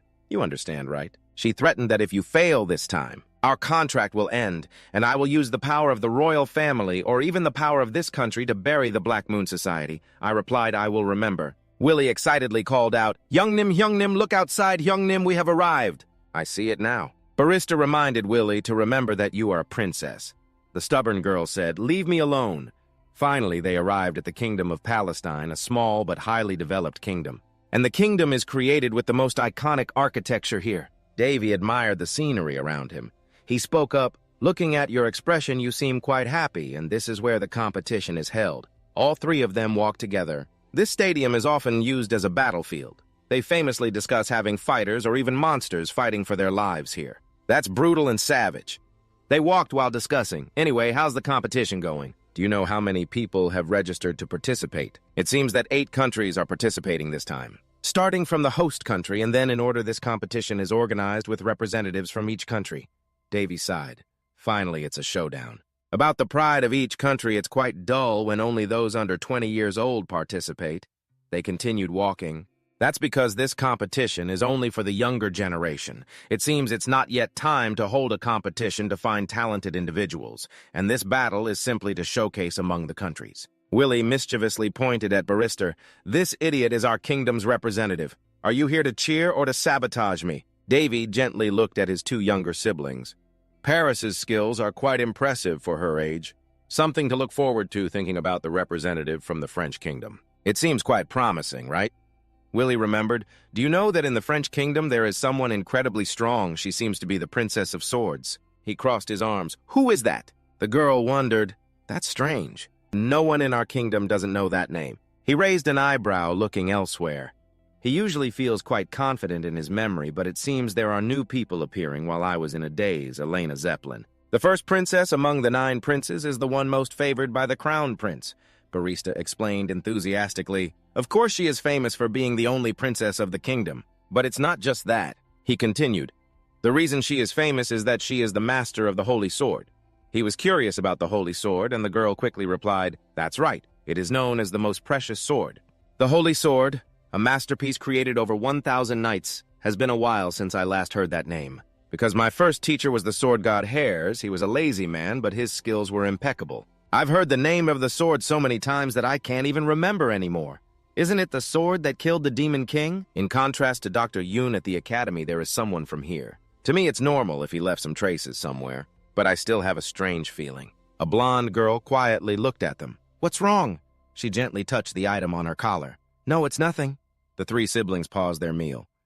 It is said that the holy sword has never been damaged. I heard that the sword has its own consciousness and absorbs magic by itself, and the consciousness of the sword comes from the soul and love of its creator. That's why the sword is called the Holy Sword, Willie continued, and the master that the sword chose is Princess Elena Barisar, resting her chin, appearing mysterious. And one reason that makes Princess Elena famous is that... You seem a bit surprised, right? He opened his eyes slightly. That's right. He became radiant. She is one of the most beautiful on the continent. It turns out that's the reason, thus making her the most attractive. No one cares that she is the owner of the Holy Sword. Scene change, Davy shyly said, "Please don't look at me anymore." Army exclaimed, "The prince is amazing. This outfit is really expensive, isn't it?" She convinced that the representative of the kingdom must have such qualities, so the prince don't say anything more. You are powerless. Even if you don't like me, I'm just a spectator. The royal family is simple. This competition is a place for many countries to gather in one place. Just to watch the representatives of each country fight against each other? Of course not. At the festival, Willie wore a princess dress. Hyunjin happily complimented. "You look beautiful. You look like a fairy." The girl blushed even more upon hearing that. He felt the same way. Barisar reminded, "Please don't praise her too much." The girl stepped on his foot. She will think it's true. He and the girl walked inside Prince. "Will you be my escort today?" "Sure, beautiful princess." He frowned, standing still. That kid. Then he ran after her. "Wait for me inside. It's an honor to serve you." The other person wondered. Princess Elena looked outside. It was so noisy. Please be elegant. "This is a gathering for the youth of the countries to build a new friendship." Someone spoke up. "I heard you visited the village the other day. So how was it? Did you see the arena?" She gently held a flower. "Not bad." She picked that flower up for a place to fight at the ceremony. Everyone was laughing and chatting. Davy held a glass of water. "Are these all the participants in the competition?" He silently assessed. He thought they all looked young because this competition has an age limit. There are also companions who are older like me and Willie. There are still some quite young people, and among them the most famous is Paris, feeling awkward. "It's nice to meet you, Prince Paris." The girls surrounded him.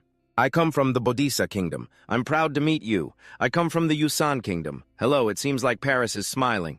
That's obvious with that kid's talent. Anyway, this party is a good opportunity to build relationships and explore one's opponents.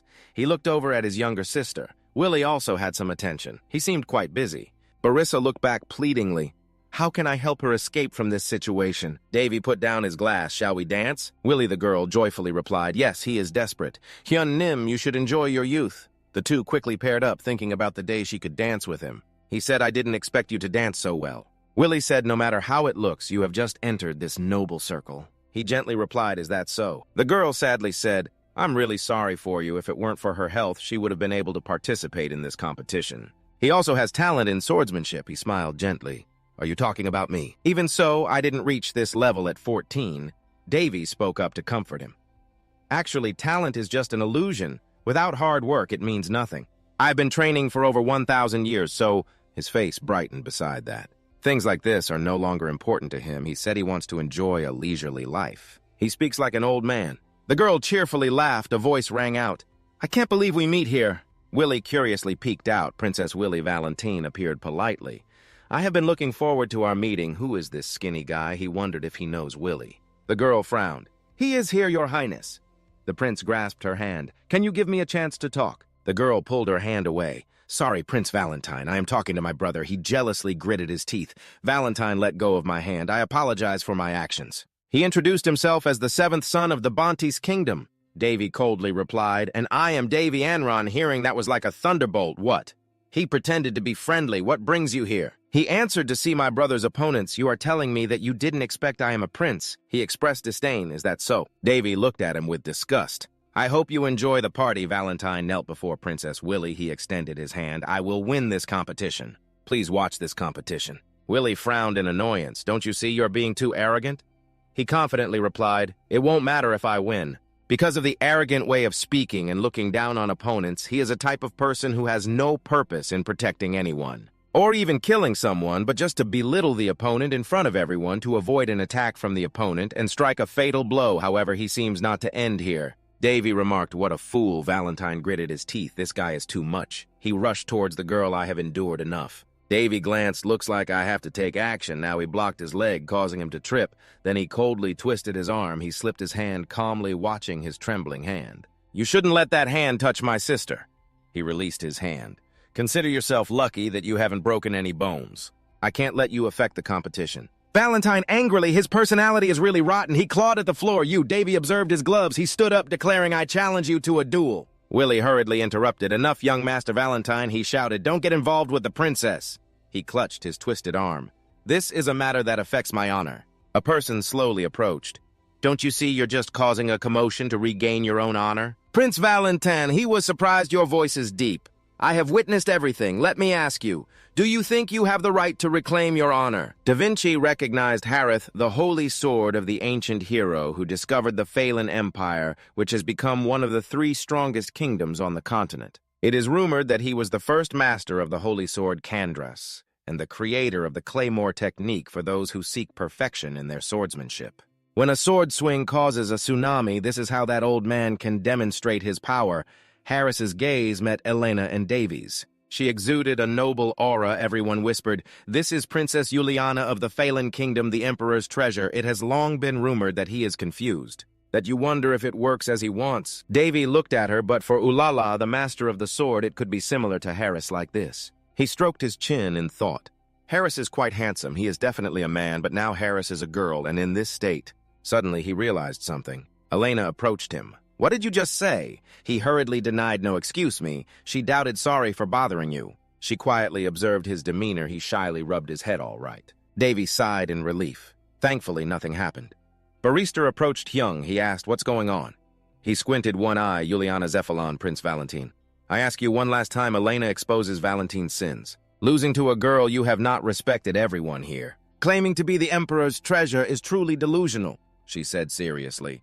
"Do you have anything else to say?" Not only that even those in the aristocracy his charm made him famous, she demanded, "If you truly have the self-respect of a knight, then apologize to the 2 of them right now." He showed an annoyed attitude. This Davy crossed his arms, assessing with someone as proud as him apologizing is not easy at all. He moved his foot. He had calculated something. He spoke up. "I accept the duel, a one-on-one match." Your brother was startled. "Hyung, what are you saying?" Davy was very confident. "You won't be able to run away from me."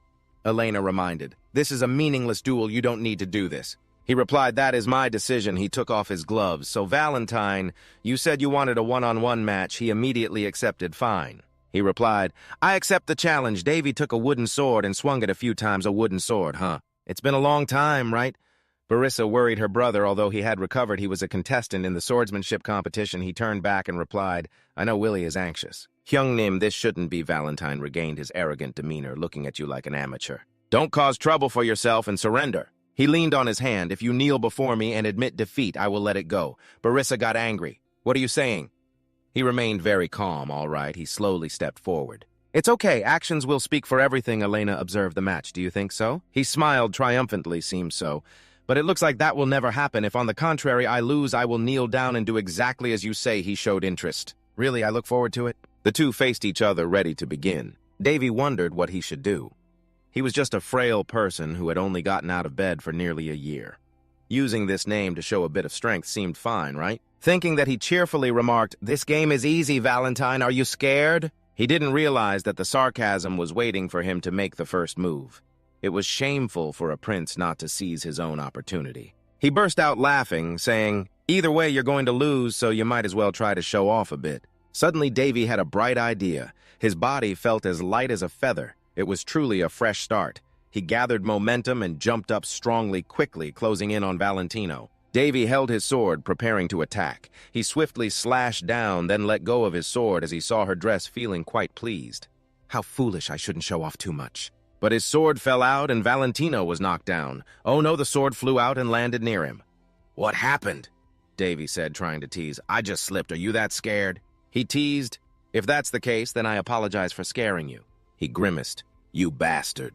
The crowd murmured, "How embarrassing, look at his state." He gritted his teeth as Valentino stood up with the sword. "Damn it, I will kill you." Davy calmly adjusted his hair. "I wasn't wrong." Indeed, a fresh start, untested by the world of fool. The swords clashed together. Damn it, Valentino gritted his teeth, blocking the blow while watching Davy raise his sword ready to attack him. He silently assessed his opponent's stance, which was quite odd, and he even knew how to control his strength properly. Valentino used his sword to deflect Davy's attack. There was no way he would lose. But why was his gaze wide open?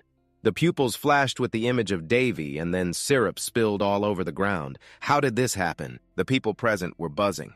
Davy laughed mockingly. Oh no! What a shame to get hit again!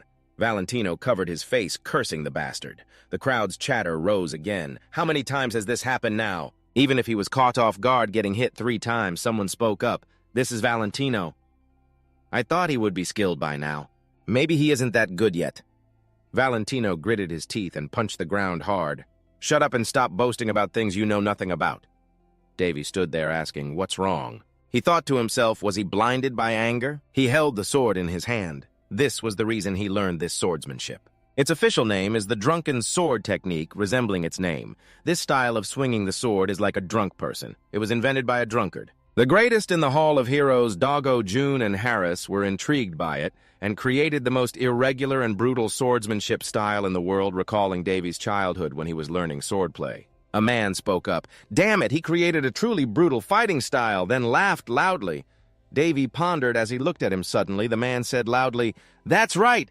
If your opponent isn't someone who deserves to be crushed at the bottom of society, don't use it.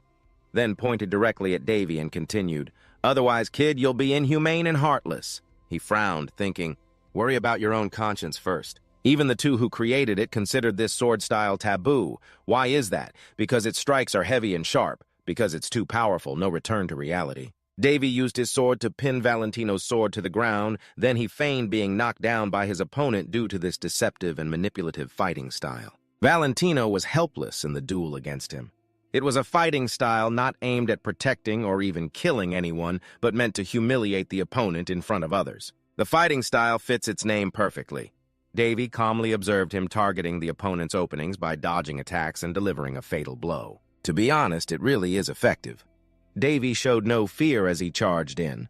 The only thing is that this swordsmanship style would truly irritate the opponent as the two swords clashed against each other. Finally, Valentine fell flat on his face. The more people watched, the greater the impact. His expression was full of arrogance, just like now. Davy pretended to be confused, unsure if it was due to his luck or if the opponent was just too weak. That hit sounded painful. Are you okay, sir? He thought to himself how amusing it is. No matter how I look at it, I fit this fighting style. More than proper swordsmanship because fighting this way brings more joy. Elena stood in the corner intently watching as the green light suddenly enveloped the cursed sword. The terrifying eyes of Valentin were filled with excitement as he shouted, I will kill you. The two brothers were understandably frightened. Sword Spirit Valentine, have you gone mad? He laughed wickedly. This is not a life or death battle, Valentin then charged towards him. Now it's too late for regrets. Davy remained calm, standing there. If more coincidences happened, things would become more suspicious. Moreover, he noticed Elena's gaze. He could feel her cold stare directed at him. With his feet still rushing forward, Valentine stopped. He was already standing in front of Davy. Got you. The tip of the sword lunged in front of Davy, making a sound. Davy suddenly vanished before Valentin's sword. He was astonished as Davy quickly ducked beneath him. Where did he go? He smiled smugly. At that moment, Valentin realized who he was. Davy looked at him with a smug expression. You fool! He quickly kicked Valentin's leg. You dog! The people around were turned upside down. Valentin groaned in pain, his voice weak. You useless fool! Something slammed down beside his face. Valentine, terrified, dared not blink. Davy blocked the sword beside him, smiling brightly at Valentine. Oh, we caught a frog! Davy pretended to be puzzled. Valentin, why are you lying down here? The sword fell beside them. It seemed like Davy looked around. We won right. Everyone is discussing how Prince Valentin fought such a dull match. So disappointing. Inside the hall, guests were dancing. You did well, Prince Ron. Just a few months ago, weren't you still in a coma? At this moment at the party, the three brothers joyfully reunited. That's why sometimes I can't hold a sword properly. Everything went quite smoothly. Let me, Davy, smile brightly. Have you used up all your luck for a lifetime here? Valentin was sitting alone in a corner, arms crossed. That was quite a match. Elena's expression was emotionless. Her face then became serious. Elena coldly walked away. How foolish. I'm going back. The servant called out to the princess, trying to get her attention. Wait, Princess Elena! Davy merely glanced coldly at the carriage. You were too reckless just now. Davy felt helpless. That's right, the host can't show it, but it was quite a commotion. He calmly replied, Why be so tense? What happened has been resolved satisfactorily, hasn't it? The barrister sighed. You're just lucky. His attitude was trash, but his skills were not. Davy listened. So do you know? We saw him perform at the previous gathering. The barrister recounted that since then he had been pursuing Willie, and the girl also showed disdain. What a terrible guy. They chatted inside the carriage just as he thought. His plan was very deserving. And no nothing, he thinks that. You're just lucky, so don't do that again next time. I hope you will! Davy immediately pressed on his hand. Barissa screamed in pain. What terrible strength is that? Don't treat him like a patient anymore. He horrifiedly clutched his hand.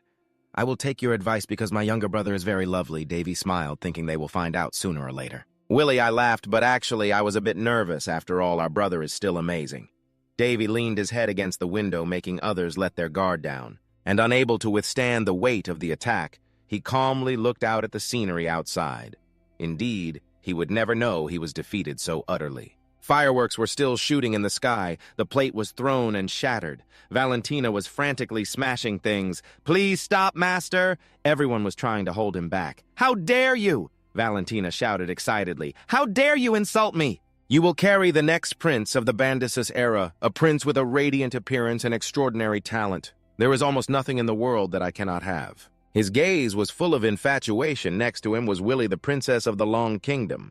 Valentina had already noticed the girl. The feelings I have for her are only half-hearted. But I chose her to be my future bride because I know I will have Paris, a mid-level swordsman, as a subordinate.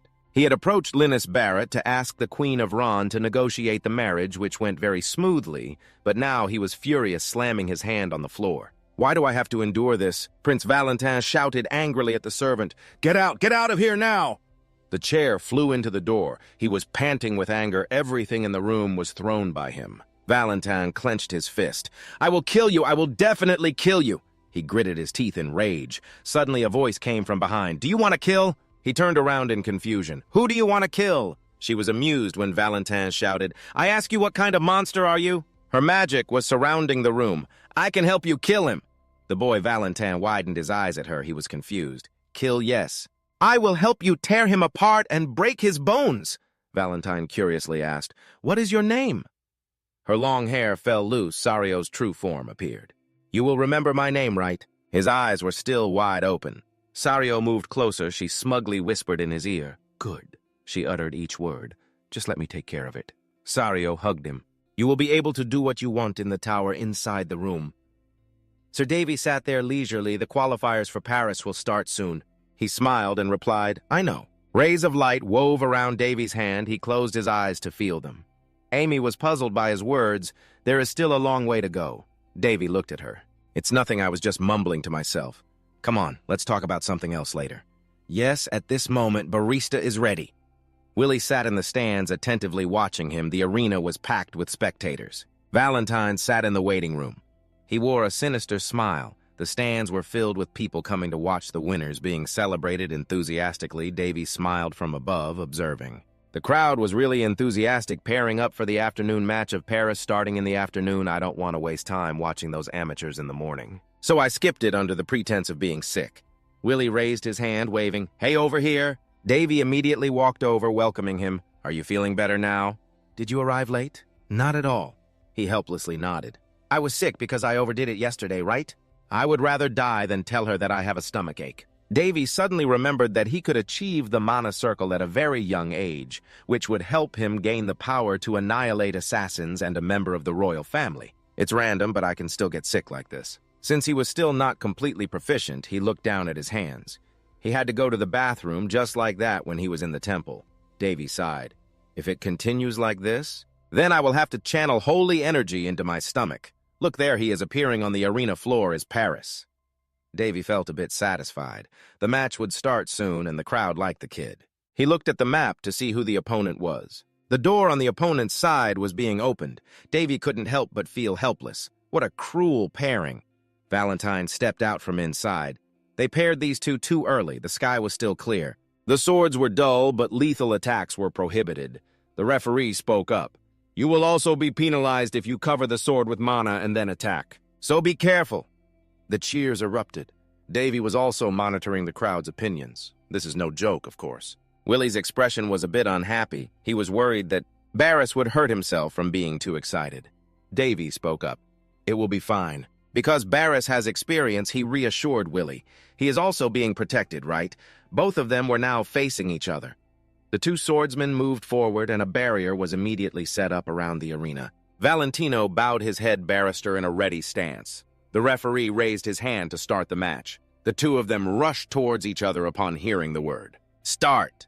Both swung their swords at each other.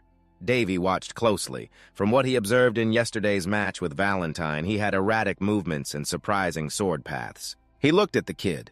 Conversely, Paris used his strength to deal wide damage to the opponent.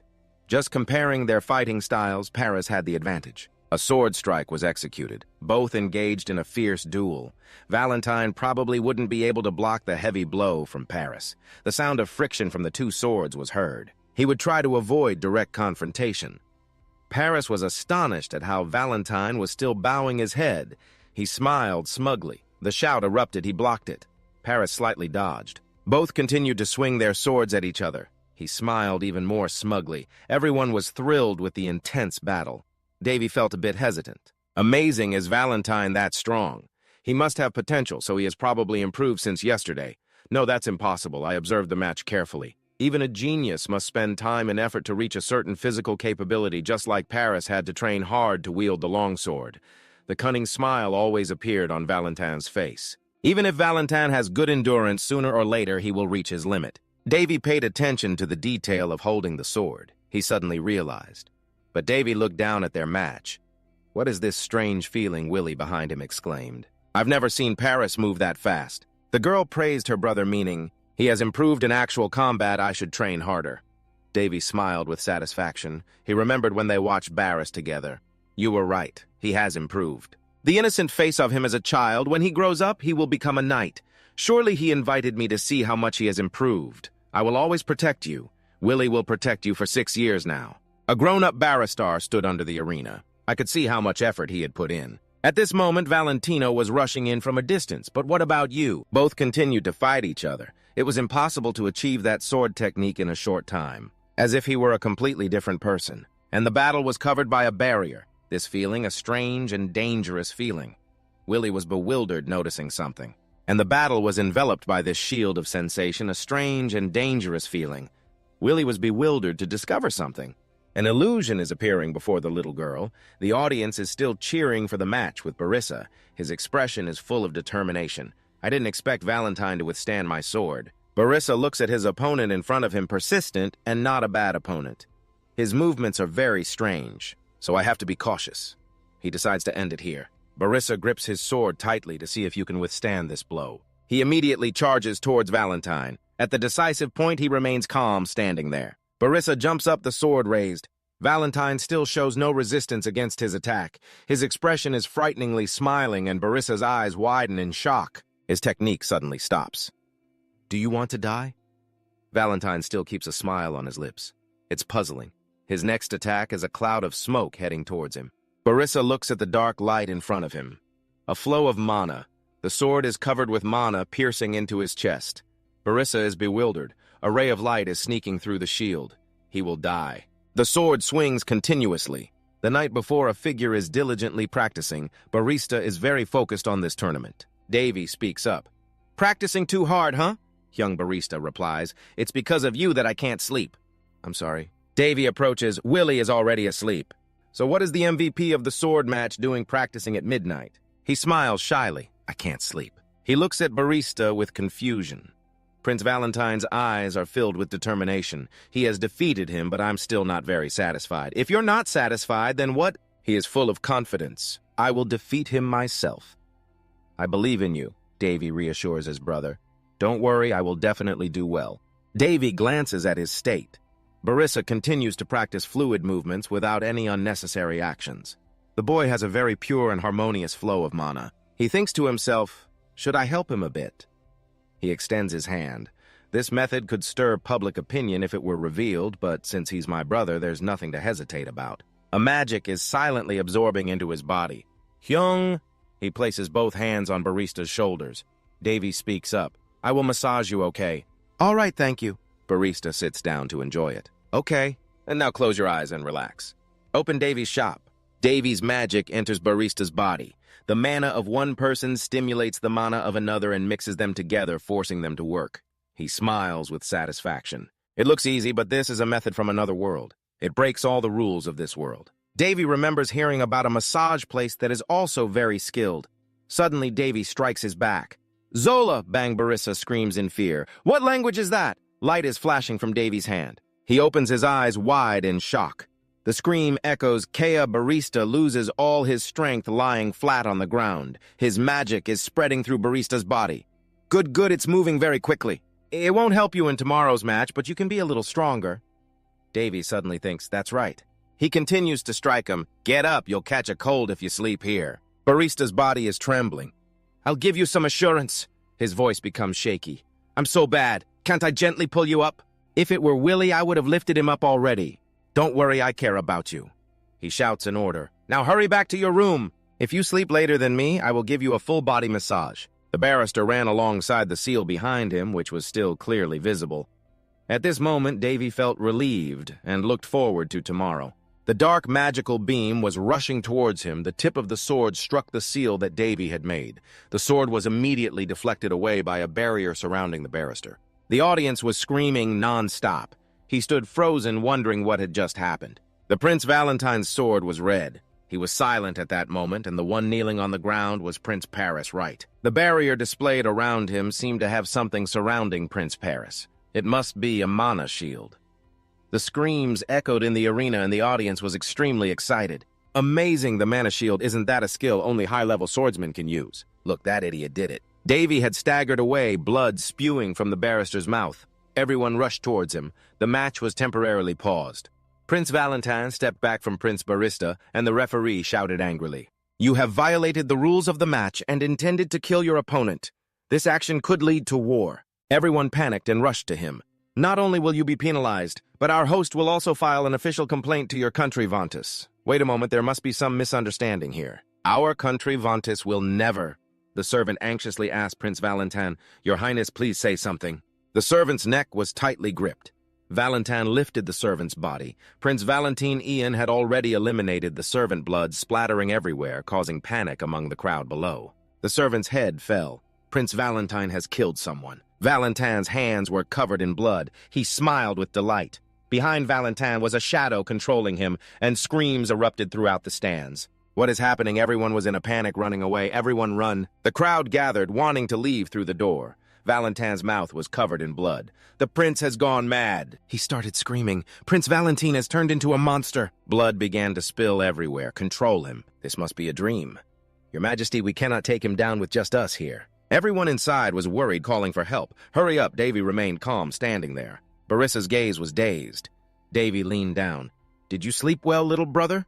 The competition, Willie, was in his arms. It's okay, Barris, you did great. He raised his hand. Can you see me? Barissa smiled when he saw the light before him. What do you see? Davy was confused when he said, I made an energy shield. Davy smiled gently. The shield surrounded both of them. It was a soul shield, an ultimate shield, created by that very energy, to protect its master from danger. When he was stabbed in the chest, I made sure to set it up in any case. But mostly due to Barris's own maturity, so I feel safer.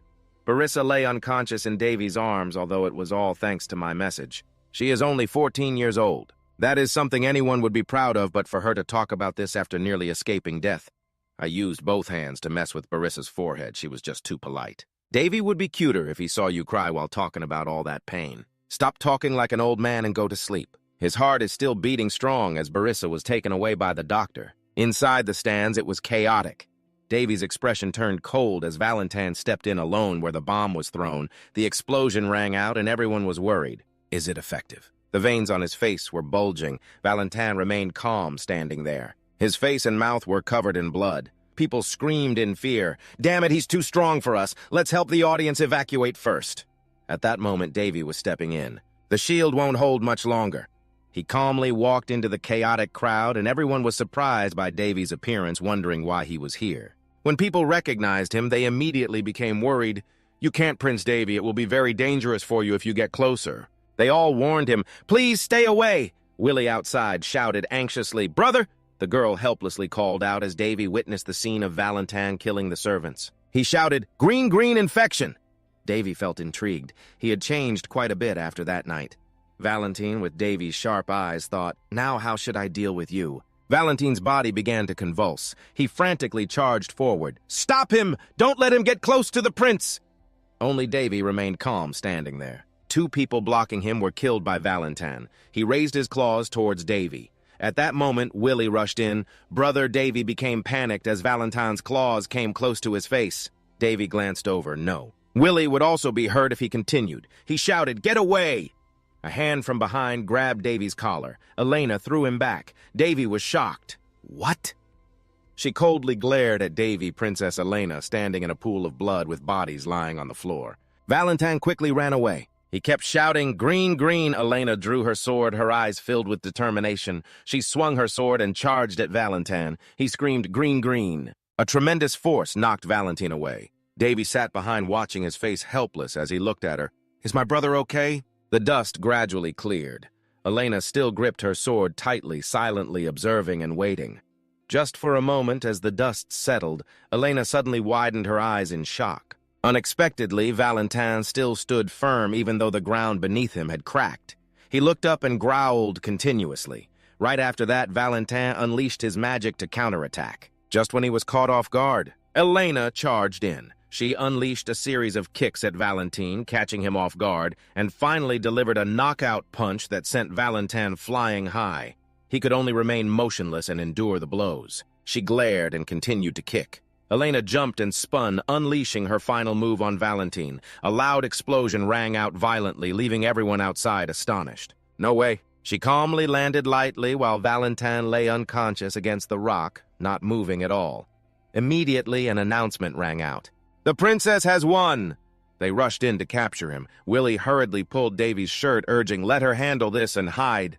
But he still kept his eyes glued to Elena. She has so much energy, Davy thought to himself, realizing she was better than this ragtag group here. However, Elena's expression was a bit strange. She gritted her teeth in anger. The vampire Davy and Willie stared wide-eyed in confusion as Elena suddenly jumped away. "What is happening?" Unexpectedly, she was swinging her sword towards Valentine, who probably sensed it and bared his fangs, growling. Suddenly, Valentine raised his hand right in front of his chest. This was a confusing situation. Oh my, I didn't expect him to stab straight into Elena. She was astonished, her eyes wide in disbelief as Valentine suddenly smirked wickedly. At that moment, a blinding red light emanated from him, preventing everyone from moving. The guards immediately collapsed due to the effects of that light. A red mist began to spread everywhere, covering the sky in a bizarre shade of red. In the hazy space, the silhouettes of the 2 brothers Davy could be seen in the distance. Willie, panicking, was trying to breathe. The girl struggled, whispering for her brother. "Brother Willie," she said, fearfully hiding in his embrace. "It's okay, Willie, everything will be fine." Davy continuously comforted her, calming the girl. "There's nothing to worry about," he said, still smiling calmly at Willie. "Brother, let's take a moment to rest." He soothed Willie to lie on his lap and fall asleep after she woke up from this dream. "Everything will be all right." Davy's face was incredibly tender, but suddenly he changed his expression, making the girl start to feel uneasy. "It's time to get to work, you lazy bum." He extended his hand. If he didn't act quickly, the soul mana would mix in and be lost. But it seemed Davy was struggling to control his mind, which was screaming at him that it was tired of this. He slowly used his powers to help Willie calm down. Once he reached the point where he could connect with his mana, that energy would gradually form its own identity. And I have 3 different sources of energy, so they all have quite annoying personalities. The basic soul mana is a neurotic guy who will use us immediately or else will rebel. So it's the most effective energy. In contrast, the regular mana is a tinker. It's hard to deal with on the surface, but once you rely on it, it will work properly. And the last one, the holy energy, is the most stubborn of the 3. Davy gritted his teeth, showing his frustration. The holy energy didn't want to listen at all. "You're the laziest of the bunch. Can't you wake up?" He thought to himself, annoyed. If he didn't cause such a ruckus, it wouldn't budge. After a while, Davy finally sighed in relief. The level 4 holy energy, the radiant blessing, had allowed the girl to fall into a deep sleep. With this, Willie wouldn't have any problems for a while. Davy stood there lamenting. Now that he looked closely, this was quite terrifying. Around him, the guards had completely collapsed the blood serum of a city full of blood, as its name suggested was a power that robbed the lives of living beings. To replenish itself in the surrounding area, not only that. Others in the stands were also unconscious. In fact, his current level 4 holy energy was not enough to save everyone in the arena. Anyway, I have no reason to save them. Having finished, Davy turned and left. At least Paris had left here before him, and suddenly a grotesque monster appeared ahead. Now, Davy lightly twisted his wrist excitedly, saying, "No one is watching, so I'll take my time." However, Elena was still conscious at that moment. She struggled to breathe, leaning her sword against the ground to hold herself up. She looked up at Davy's back. At this point, Davy had also realized that Elena was still conscious behind him and smiled awkwardly. This was the worst situation. Seeing her still standing was surprising. I didn't expect there would still be someone conscious in the Blood City, even though Elena was struggling to breathe. Elena Jefferson. They didn't call her the master of the divine sword for fun. But Davy still smiled, amused that she was still very beautiful, even though she looked like she was about to die. Again, her beauty caught my attention. Elena frowned, looking up at him. Davy stepped forward, gently placing his arm on her shoulder, and in an instant, Elena seemed to awaken. She panicked, startled, and stepped back. She finally calmed down, but Elena frowned in confusion at him, even though the level of danger had not decreased. The monster in front of her remained still, so Davy quickly turned, raising his hand to signal her. "If not, what then? Get out of the way, wait a minute." Just then, Elena suddenly ran up and grabbed his hand. So Davy quickly turned around, raising his hand to signal her, "If not, then what? Get out of the way." "Wait!" He had just been startled when Elena ran up and grabbed his hand. "Wait a minute," she was stunned and shouted, questioning why he was completely fine. The two of them paused and stared at each other. Davy calmly thought to himself that he still believed she understood the situation, and he reassured himself it must be because of a prince. It was strange to be so calm in this situation after just waking up from a coma a few months ago. But then David shrugged and smiled back, saying, "Who knows, let's just let it go." Hearing that, Elena pursed her lips in annoyance. "I am your benefactor, you know. So don't hate me, princess." Then she waved her hand, signaling, and Elena, irritated, turned away. Anyway, she stepped aside. She frowned and spoke up. "This is not something you can resolve," and Elena deliberately stood in front of him, declaring, "Can't I resolve it? Too small, that's right. This is not something you can solve by luck like your performance at the party yesterday." Just saying that, Elena gritted her teeth, expressing her indignation towards the noble darklings. "It is said that they are descendants of the blood demons mentioned in ancient books. I guess you have heard of the vampire dragon, too." Davy just calmly crossed his arms and watched her speak. "Luck won't do anything against them." Elena fiercely raised her sword, ready. "Someone who can't sense any mana like you will be torn apart immediately, so run away now." Seeing the monster in front of them gradually taking notice of the two, "I think he won't let me go easily." "I will do my best to hold him back," Elena observed tensely. He couldn't take his eyes off her. She was so reliable, Davy thought to himself. However, unlike yesterday, this time felt much more sincere. Elena looked extremely angry at that moment. It was as if she raised her sword high in front of her, facing a lifelong enemy. Images from the past appeared in the palace. The sound of dripping water continuously echoed with someone standing there. There were two figures that looked very strange. The model's eyes were bloodshot, still holding the victim's head. Young Elena had witnessed it firsthand and panicked, causing the little girl to drop her stuffed rabbit to the ground. Drops of blood continued to drip.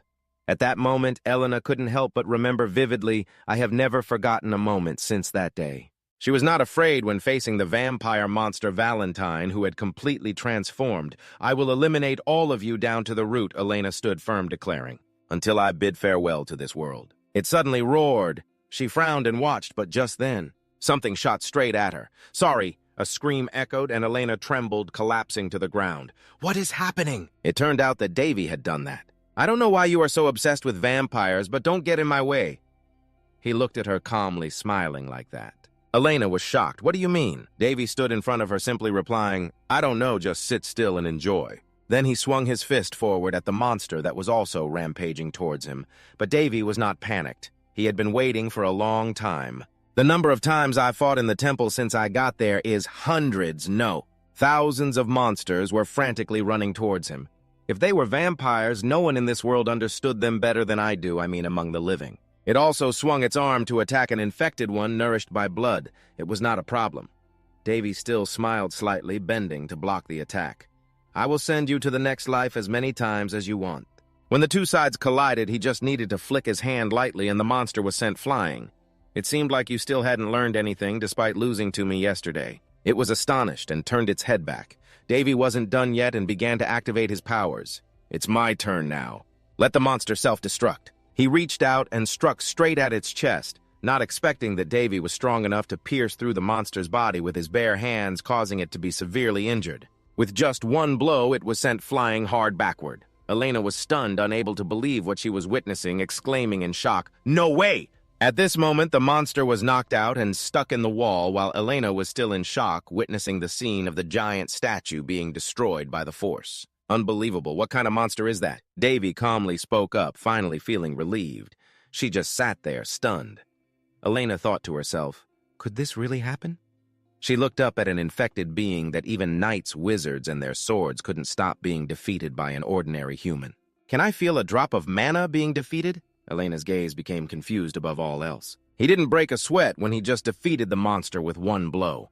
A prince who was still unconscious unexpectedly, Davy reached out toward her, making Elena jump. He looked a bit flustered as Davy gently extended his hand, waiting for her.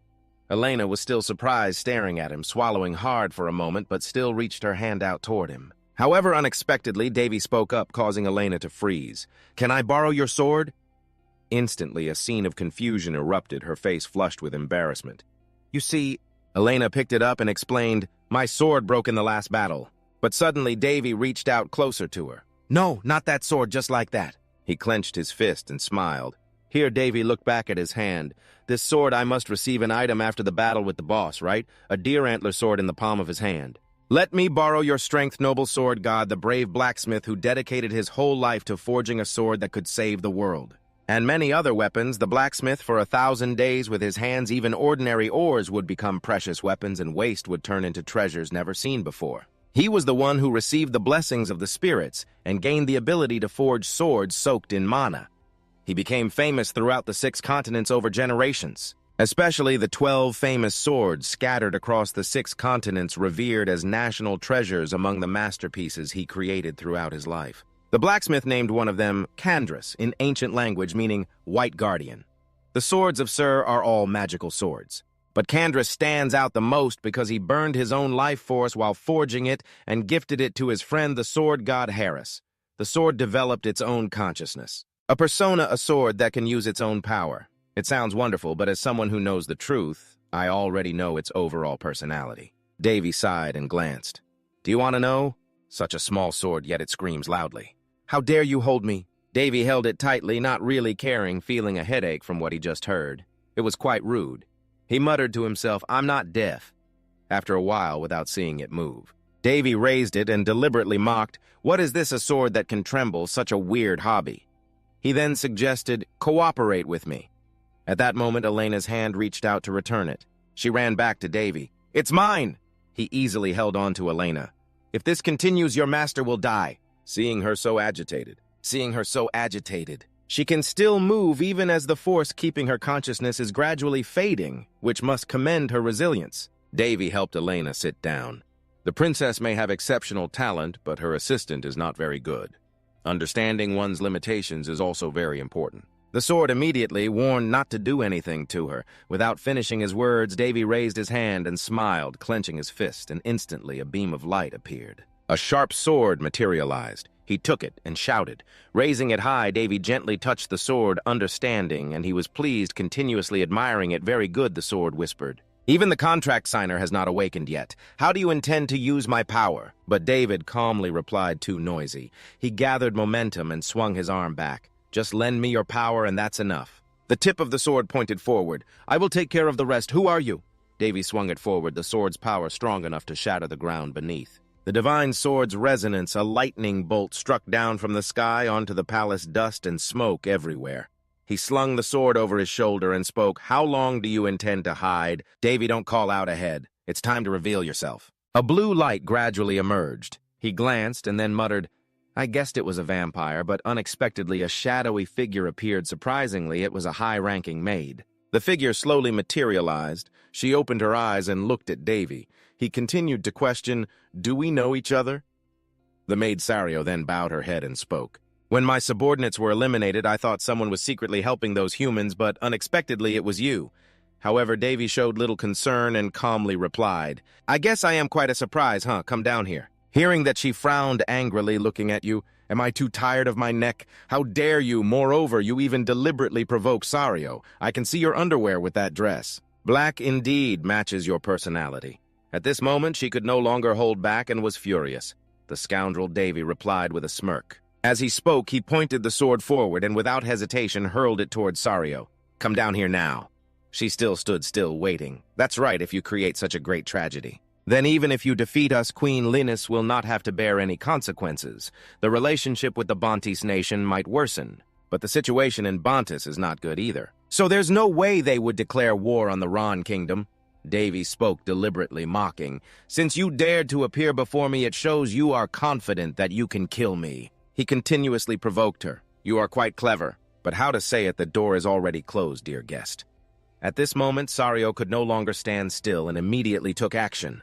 How dare you speak so despicably to me without understanding the situation? I immediately used my magic power. Then Sario swung her hand, attacking with a whip that struck down hard. Just one blow could split everything in two. But unexpectedly, Davy was able to jump up and dodge the blow well. The statue was split in half and fell to the ground. You are quite provoked now. But then another cloud of red dust spread out again, appearing like sharp arrows then controlled to shoot straight at him. Davy quickly let himself drop down. But unexpectedly, arrows were about to shoot at him. Fortunately, he grabbed onto a pillar and successfully changed direction. Davy moved and jumped up nimbly. He then pointed the sword in his hand up and without hesitation swung it hard towards Sario. Davy deliberately looked back to observe her, then spoke. This is a bit unexpected for me, but in the end you are just a human. He deliberately mocked, aren't you a servant to humans? Unable to bear it, she gritted her teeth in frustration, daring to use your tongue to say such despicable things. The whip swung again towards the Lord of the Demon Dragon. It was very strong, absurdly strong. One of the strongest subordinates began from their origins. They are quite crazy among their abilities. The most special ability is that they can inherit. The legacy and becoming their lord cannot be easily killed unless they face their eternal enemies, the high-level goblins, as Davy was told before. The question arises, how to defeat them, huh? He continued, revealing that, making them furious and then smashing them to bits. No matter what kind of creature it is, if it loses its composure, its movements will become obvious. Hearing this, he exclaimed that this is a very effective way to fight vampires because they have quite a large pride, so the higher their rank, the easier they are to provoke. How cunning. Victory is the most important thing. That is what the sword god told me before returning to Mother Earth, back to where Elena was, as if she were in a trance sitting there. And it seems that the kingdom of Fallon also has a bit of faith in Harris. I wonder what would happen if they knew him in real life, but then suddenly an attack struck. Davy quickly jumped up to dodge, then he firmly planted his foot on the ground to gain momentum. Davy leaped, slashing continuously, countering with strength, quickly rushing towards her. Sario glanced at the side, the light flashed dazzlingly, and he smirked. A blood sword. She is a vampire, Count.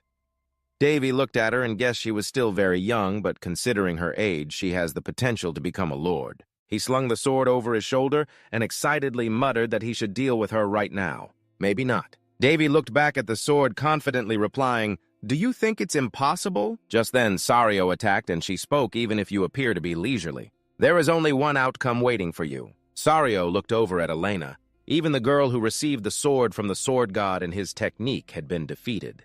She confidently threatened. If you want to die in peace, then stand still and accept the punishment meant for you. The prince here, as soon as he finished speaking, a loud explosion rang out again. Davy successfully dodged to the side, smirking knowingly from behind her. Davy jumped up, getting closer. But Sario had also noticed and turned around foolishly, but he had stepped on the whip to gain momentum. She continuously lashed the whip, attacking back. Davy soared higher. You speak of the sword god's technique. Sario hurriedly turned around, looking up at him, thinking you are focusing on that lady and misunderstanding something.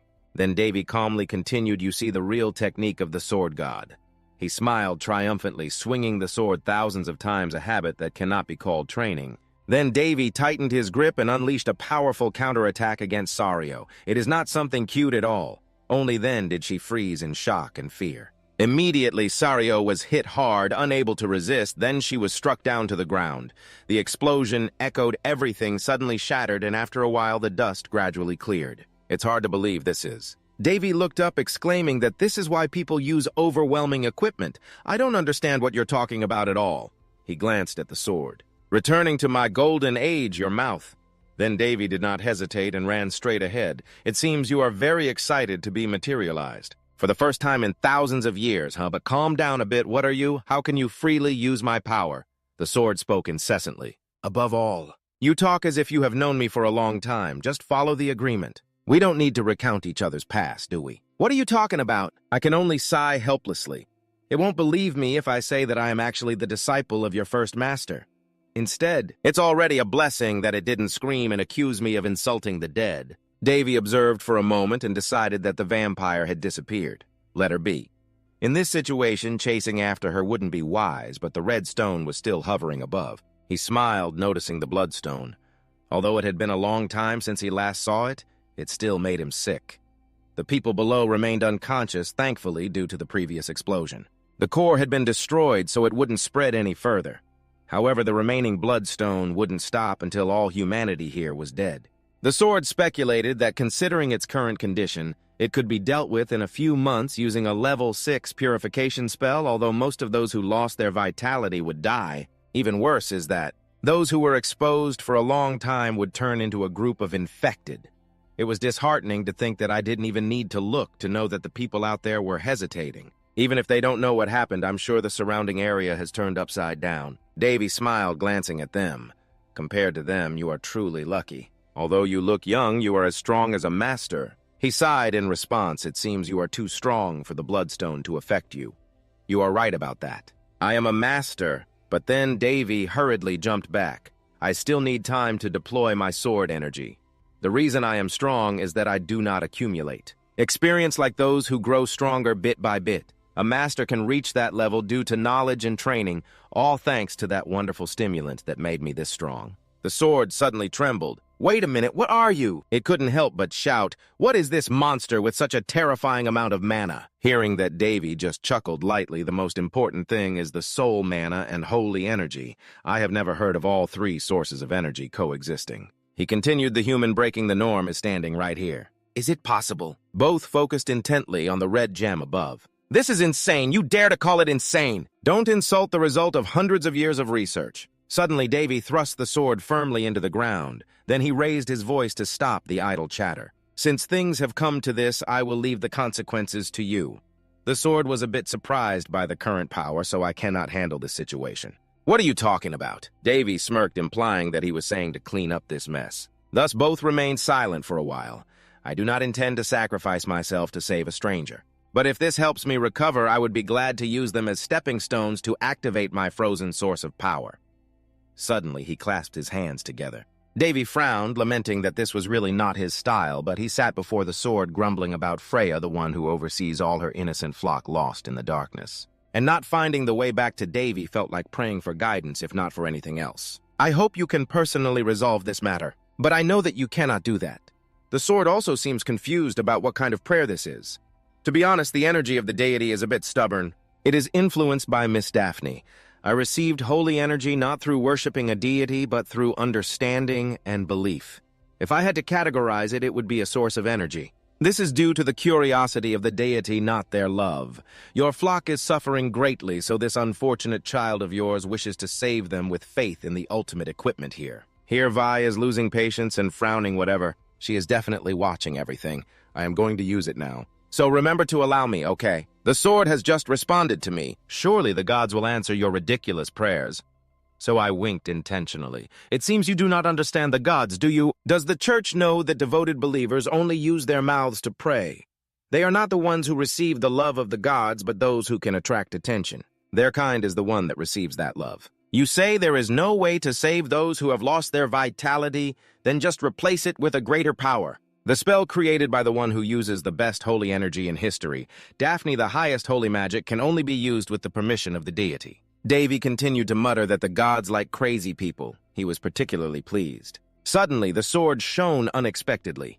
Those madmen of the highest holy magic level 9 appeared, a beam of light shining forth. The sword trembled, questioning level 9. Are you trying to drain me to death? Don't worry, Davy calmly reassured it. You won't die. This sword seems to be sucked dry by that light. That damn crazy guy. Just like a bright collision in the sky, the red gem gradually dripped. It slowly transformed into a stream of power. Davy silently felt it. He slowly opened his eyes, satisfied. Another explosion filled the sky. Everyone could only stand there in confusion as the entire city was engulfed by that blinding light. After a while, the sky gradually cleared up again. Davy reached out to catch a feather. Wings had sprouted from his back, and a wound on his waist was also gradually healing. Davy opened his eyes to see the red gem, now only a small piece, falling down. The rest was also fading away. Suddenly, Davy cried out in pain. The shockwave was excruciating. It felt like a piece of red-hot metal was tearing apart his back. Only then did he notice the sword beside him. "Is the divine sword still alive?" Not seeing any movement, Davy joked, but then he fainted. However, a moment later, he seemed to lose his balance and fell.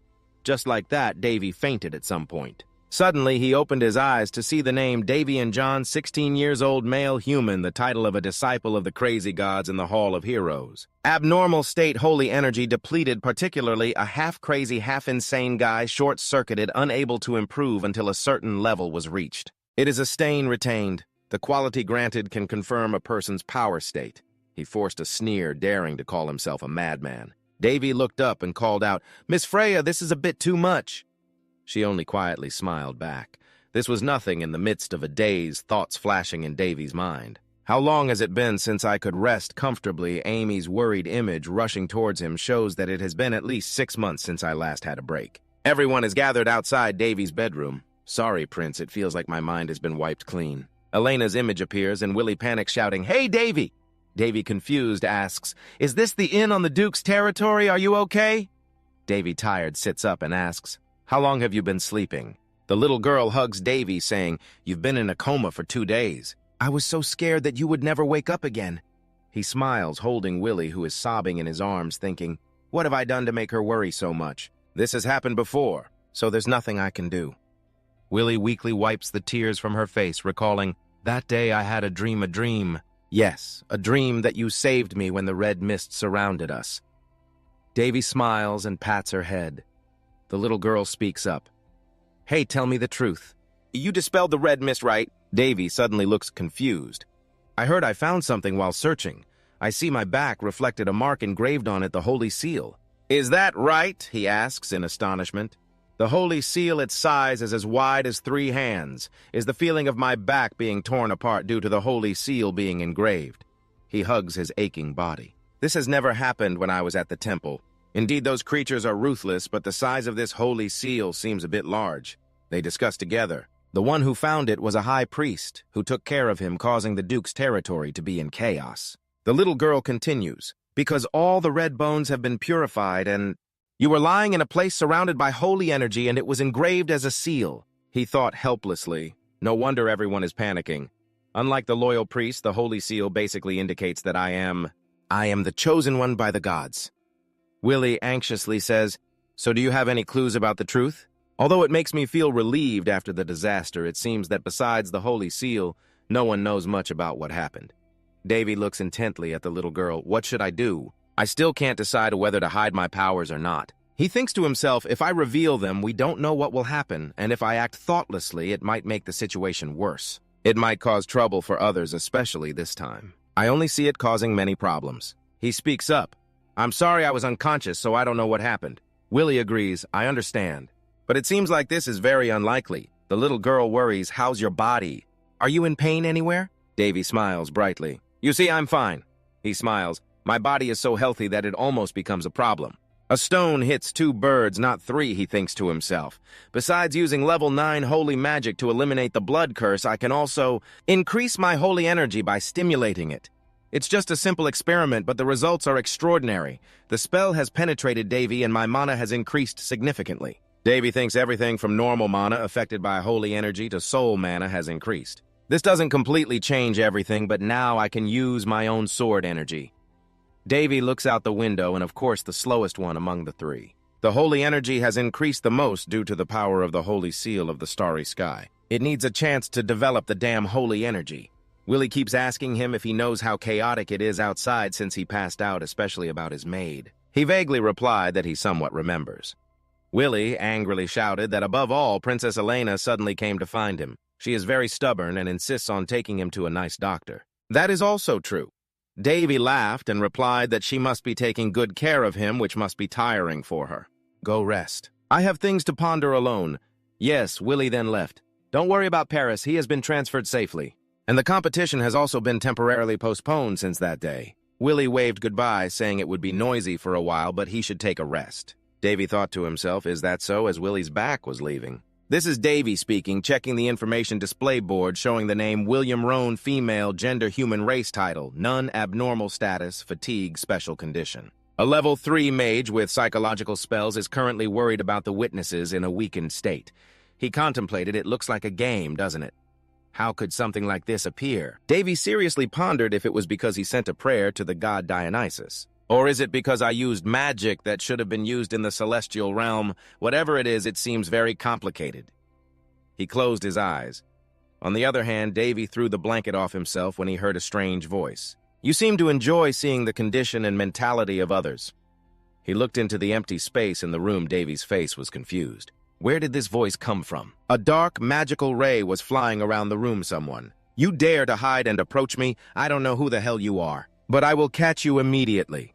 A voice came from behind him. I am here. The small figure appeared under the bed, suddenly showing up to look at him. I was a bit shocked when my seal was accidentally broken, but if it is the will of God, then I will accept it.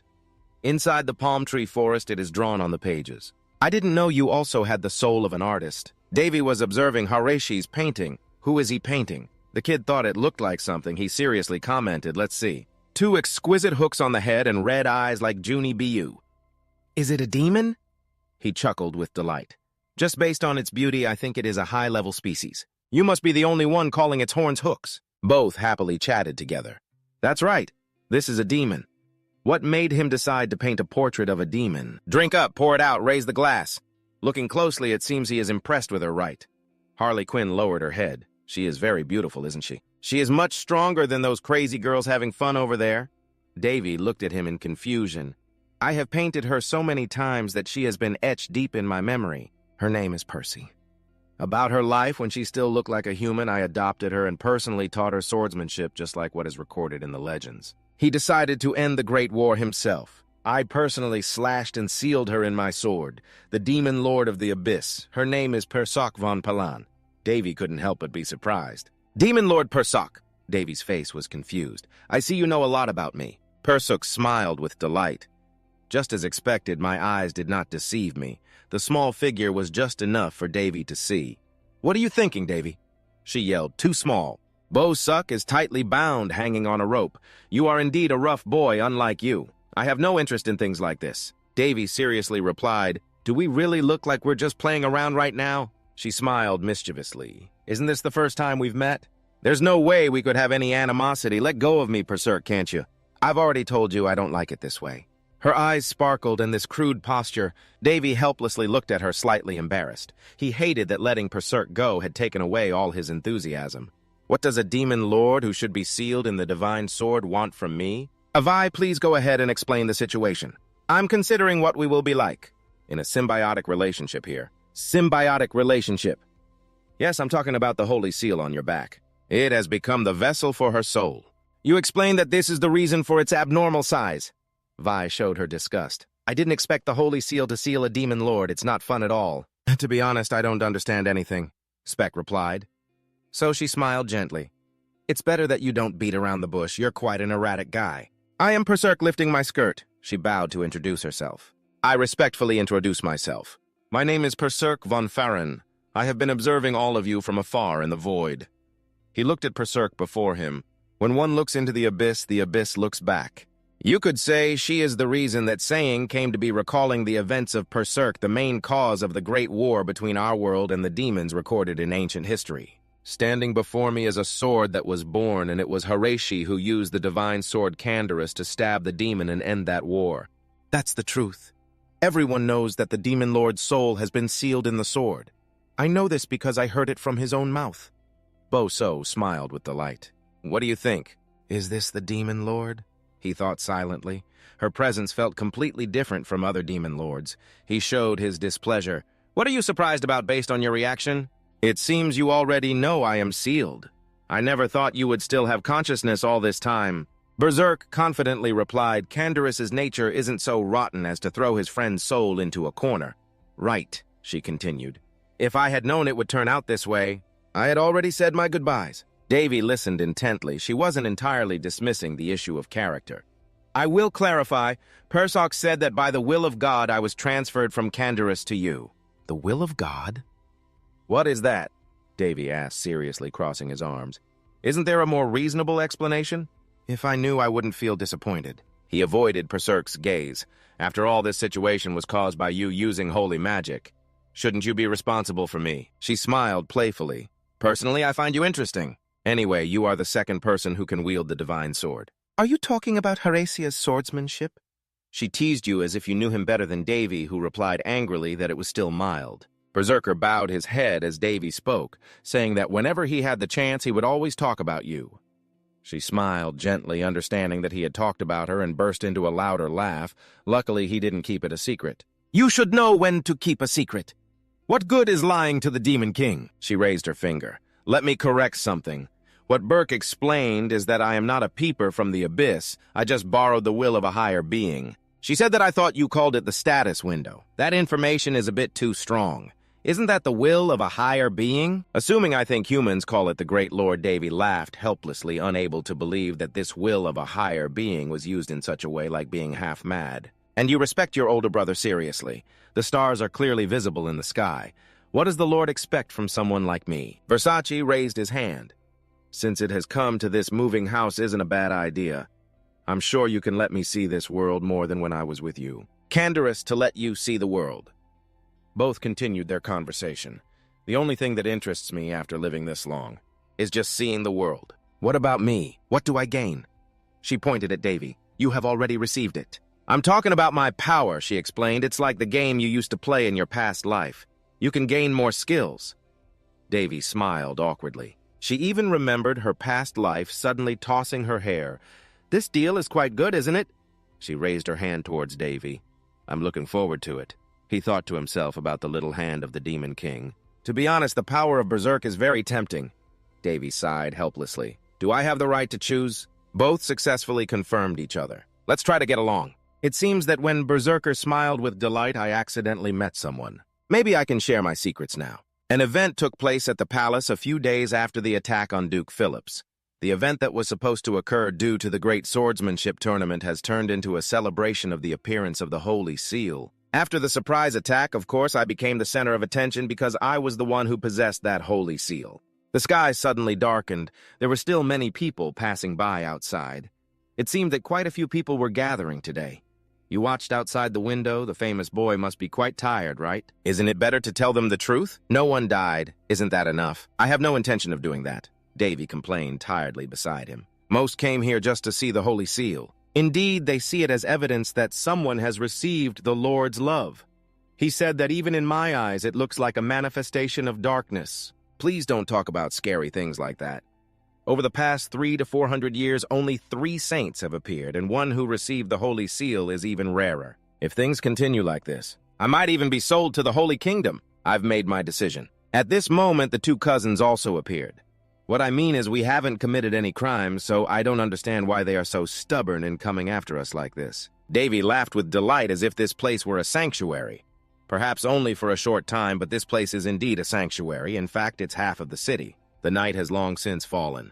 DADAI fleeing when things got complicated is the best plan. Davy then left. You Berserk sitting on his bag, is this okay? Those people will definitely follow you back to your country. It's fine, he smiled at Berserk, because we are sure to have a great Wong who will behave very aggressively. Elena over here is also confused. Did he really flee? She angrily slammed the table.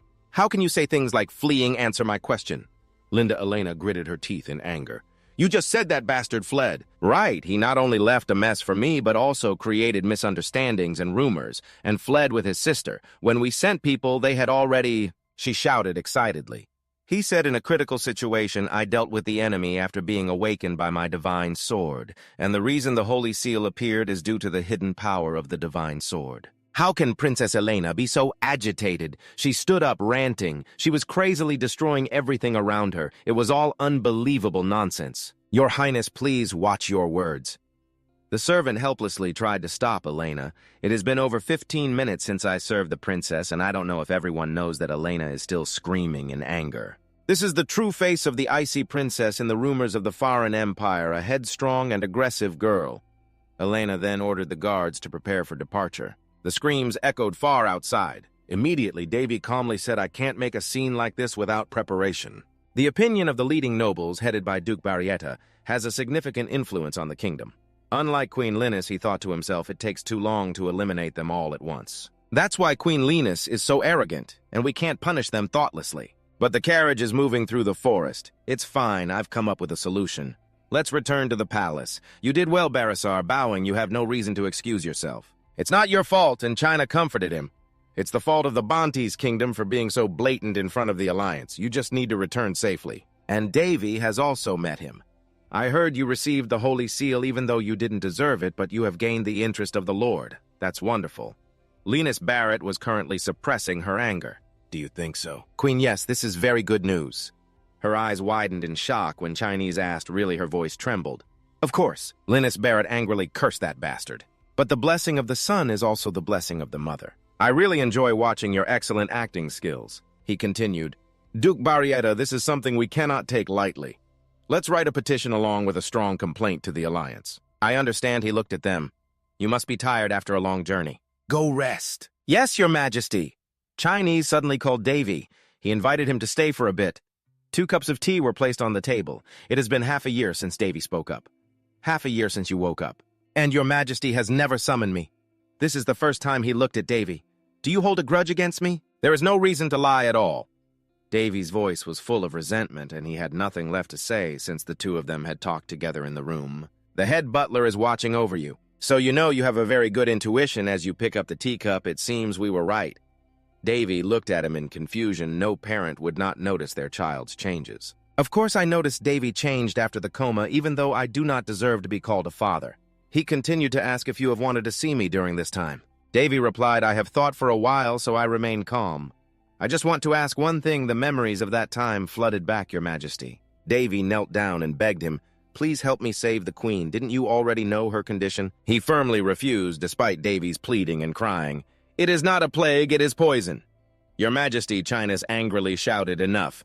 What are you doing? Take the prince outside. He could not help but plead no. Please reveal the truth. Davy's hands clawed at the ground. His screams echoed throughout the room. Your majesty. Davy looked up at the ceiling. 4 years have passed, and when I turned 9, I discovered who killed my mother, but the king kept avoiding that topic.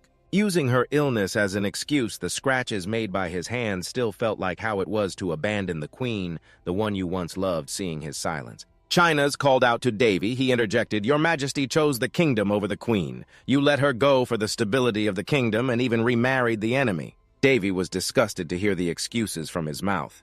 Don't blame her. It's all because I have no interest in hearing about your love affairs. He questioned his father. I just want to know if you are truly heartless. Even though I have lived for 1,000 years, a moment can become a memory. Even when she was poisoned to death, the queen only spoke about you, even though my feelings have become numb. The memories of those days still linger like a scar, and then she died while saying sorry. China's continued to defend himself. I want to know how he truly feels. Be a king here, bowing my head. I could not be a good king or a good father.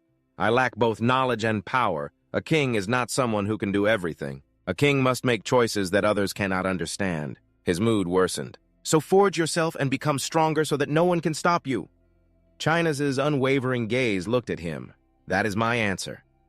Davy still bowed his head, he thought to himself. It seems you have not completely forgotten your mother, your majesty. He angrily retorted, what an irresponsible bastard. People say children often resemble their parents, but not me. If your father abandoned the family for the ideals of the kingdom, and if being a king must be like that, he could only remain silent before Davy's harsh words. Then I want to walk a different path. He excitedly slammed the table, a king, that glorious position that many people want to sit in. After that, Davy turned and left, leading others away. His voice still echoed, even if you gave it to me, I wouldn't take it out of the room. Peck worriedly asked, you can be really harsh on others sometimes. That is necessary, he said. You must know that I can see that window. It won't change my decision. He walked back to his room, and you can't see everything either. That's right, at least I have an answer, yes, Davy reminded her. My friend will go to sleep, so don't let anyone in, okay? Yes, your highness, have a good sleep. I will step through the curtain now, shall we go? Davy excitedly stood in the hallway, heading down to the rabbit hole. Meanwhile, Sari has gone missing in the kingdom of Ron Din, the estate of the Black Moon Society. The servant reported that yes, she left no trace at all, unlike the assassins before her. She is missing too. How did he become so rich? They were sent to assassinate Prince David, Prince Paris, and Princess Willie of the Kingdom of John, the Black Moon Society branch chief. The members of the Black Moon Society were also anxious. The headquarters sent an A-level messenger, but it was of no use. The guy with the hat spoke up. If you don't want to die, watch your mouth. Her identity has become vague, and now she has disappeared, not to mention that the headquarters sent her here. Don't you find that suspicious? He tightly squeezed the walnuts in her hand. Not only has she disappeared, but the princess and prince are still alive at this moment. Witnessing the true power of an A-level member is not bad. After that, the guy with the hat left. The target has been designated. I will bring back Sari's head along with their corpses. I will show you what it means to be the best assassin in the kingdom. The walnuts were crushed underfoot. The true power of an A-level branch chief is quietly infuriating. Is it really okay to send him like this? Your baseless confidence will only bring death. Let it go. He said she not only carries the title of A-level, but her skills are second to none. No one is number one. Most of the messengers have recognized Sario's sinister gaze. This woman is very dangerous.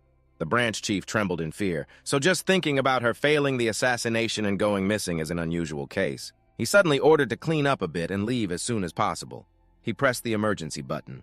Why is no one coming? The branch chief's face was sweating from fear. Suddenly he stood up. No, the branch chief's complexion worsened. It won't help to scream your Ophira, no matter how much you hold my hand right now. Davy pressed his head down onto the table. He was too strong. Who sent you? I will also be the branch chief. He glanced over. Was it the Laxo Society or the Guild of Families? Even if it were, they couldn't wipe out the entire Black Moon branch in one morning. Or there is only one possibility left. The headquarters sent you here. Davy coldly replied, Do you want to live? The branch chief's face was panicked. Perhaps I will let you live if you provide me with some information. His voice was awkward. You are a client. If you just want information, it can go through the process. It's not the kind of information that can be bought. The branch chief became even more tense. Go ahead, I will tell you anything you want. Really? He then released the branch chief. You have been generous, so I will accept. He cursed silently. Damn it, I don't need much. Davy listed a series of things he needed. Give me the list of every noble loyal to Duke Varietta and every record of their embezzlement. He was excited, turning to the information that the Duke had gathered to lure others just around here, right? You are the monster. All right. Davy pointed at his head in silence. The guy was even more terrified. I will die! Sweat kept pouring down non-stop. Davy warned, You don't need another warning, do you, a master assassin, huh? He calmly replied, Detecting lies is my specialty, so don't try to fool me. The branch chief groaned in fear, although it depends on how you do it. How can a master assassin be in this tiny kingdom? He curiously asked, So what will you do with the records that were brought out? I know it's not easy. Davy sat on the rooftop examining the records he had just obtained. This is all trash. There will be some fake names and unnecessary information to mislead us. The real information must be hidden in another office next door, so that's why it's a rabbit hole. If we gather all the information, we can eliminate the noble factions. She thinks there will be a massacre. Davy said we won't kill them all. We have to play fair. What do you mean? She suddenly realized. Even if they are nobles, they do not stand above the law. SPEC shared his insights. He was the personal knight of the queen when she was alive. He was one of the 3 swordmasters of the kingdom. The Marquis Belches. He was astonished when reading the letter. This is Belches. He rushed out of the butler's room, shouting anxiously, Who gave you this letter? This is how I will eliminate the Duke of Paris's subordinates. Espec asked Davy if today's concept was the visitor at midnight. Where did you learn that phrase? He glanced at Persoc. Can I ask you something? What is it? She smiled at Davy, suddenly asking, What do you desire? You already know why. Ask, I want to hear you say it. Davy raised his hand, of course. He looked at the city before him. I want to fix my family, have a warm support and a full belly without worrying about anything. I want to live a long and healthy life. Then Speak teased that royal life must be quite difficult. But haven't you lived like that already? She laughed. Does it look like that? Not at all, you understand. This is Vi. I am sure that the kingdom will be stronger with a small land owned by the royal family. I will move there, live a peaceful life, and do what I want. A beautiful city at night. I must use my knowledge from my past life somewhere. What do you think? A high-tech city of the 6th district? Your plan is too vague. Then Speck asked, what about revenge? Revenge is just a part of the process, not my goal. What will happen after I take revenge? I have to continue living. She continued to be curious, isn't it, to seize the throne and change the country for the better. A king cannot live a leisurely life. What about your palace? Davy confidently replied that I have already thought of a way. We also don't need to continue living there. His eyes were filled with enthusiasm. I will dream of Davy's greatest wish to build a place to return to in the morning at the royal palace. Your Majesty, you are the owner of the Holy Seal. Prince Davy is the blessing and pride of this kingdom. Linus Barrett expressed such great merit.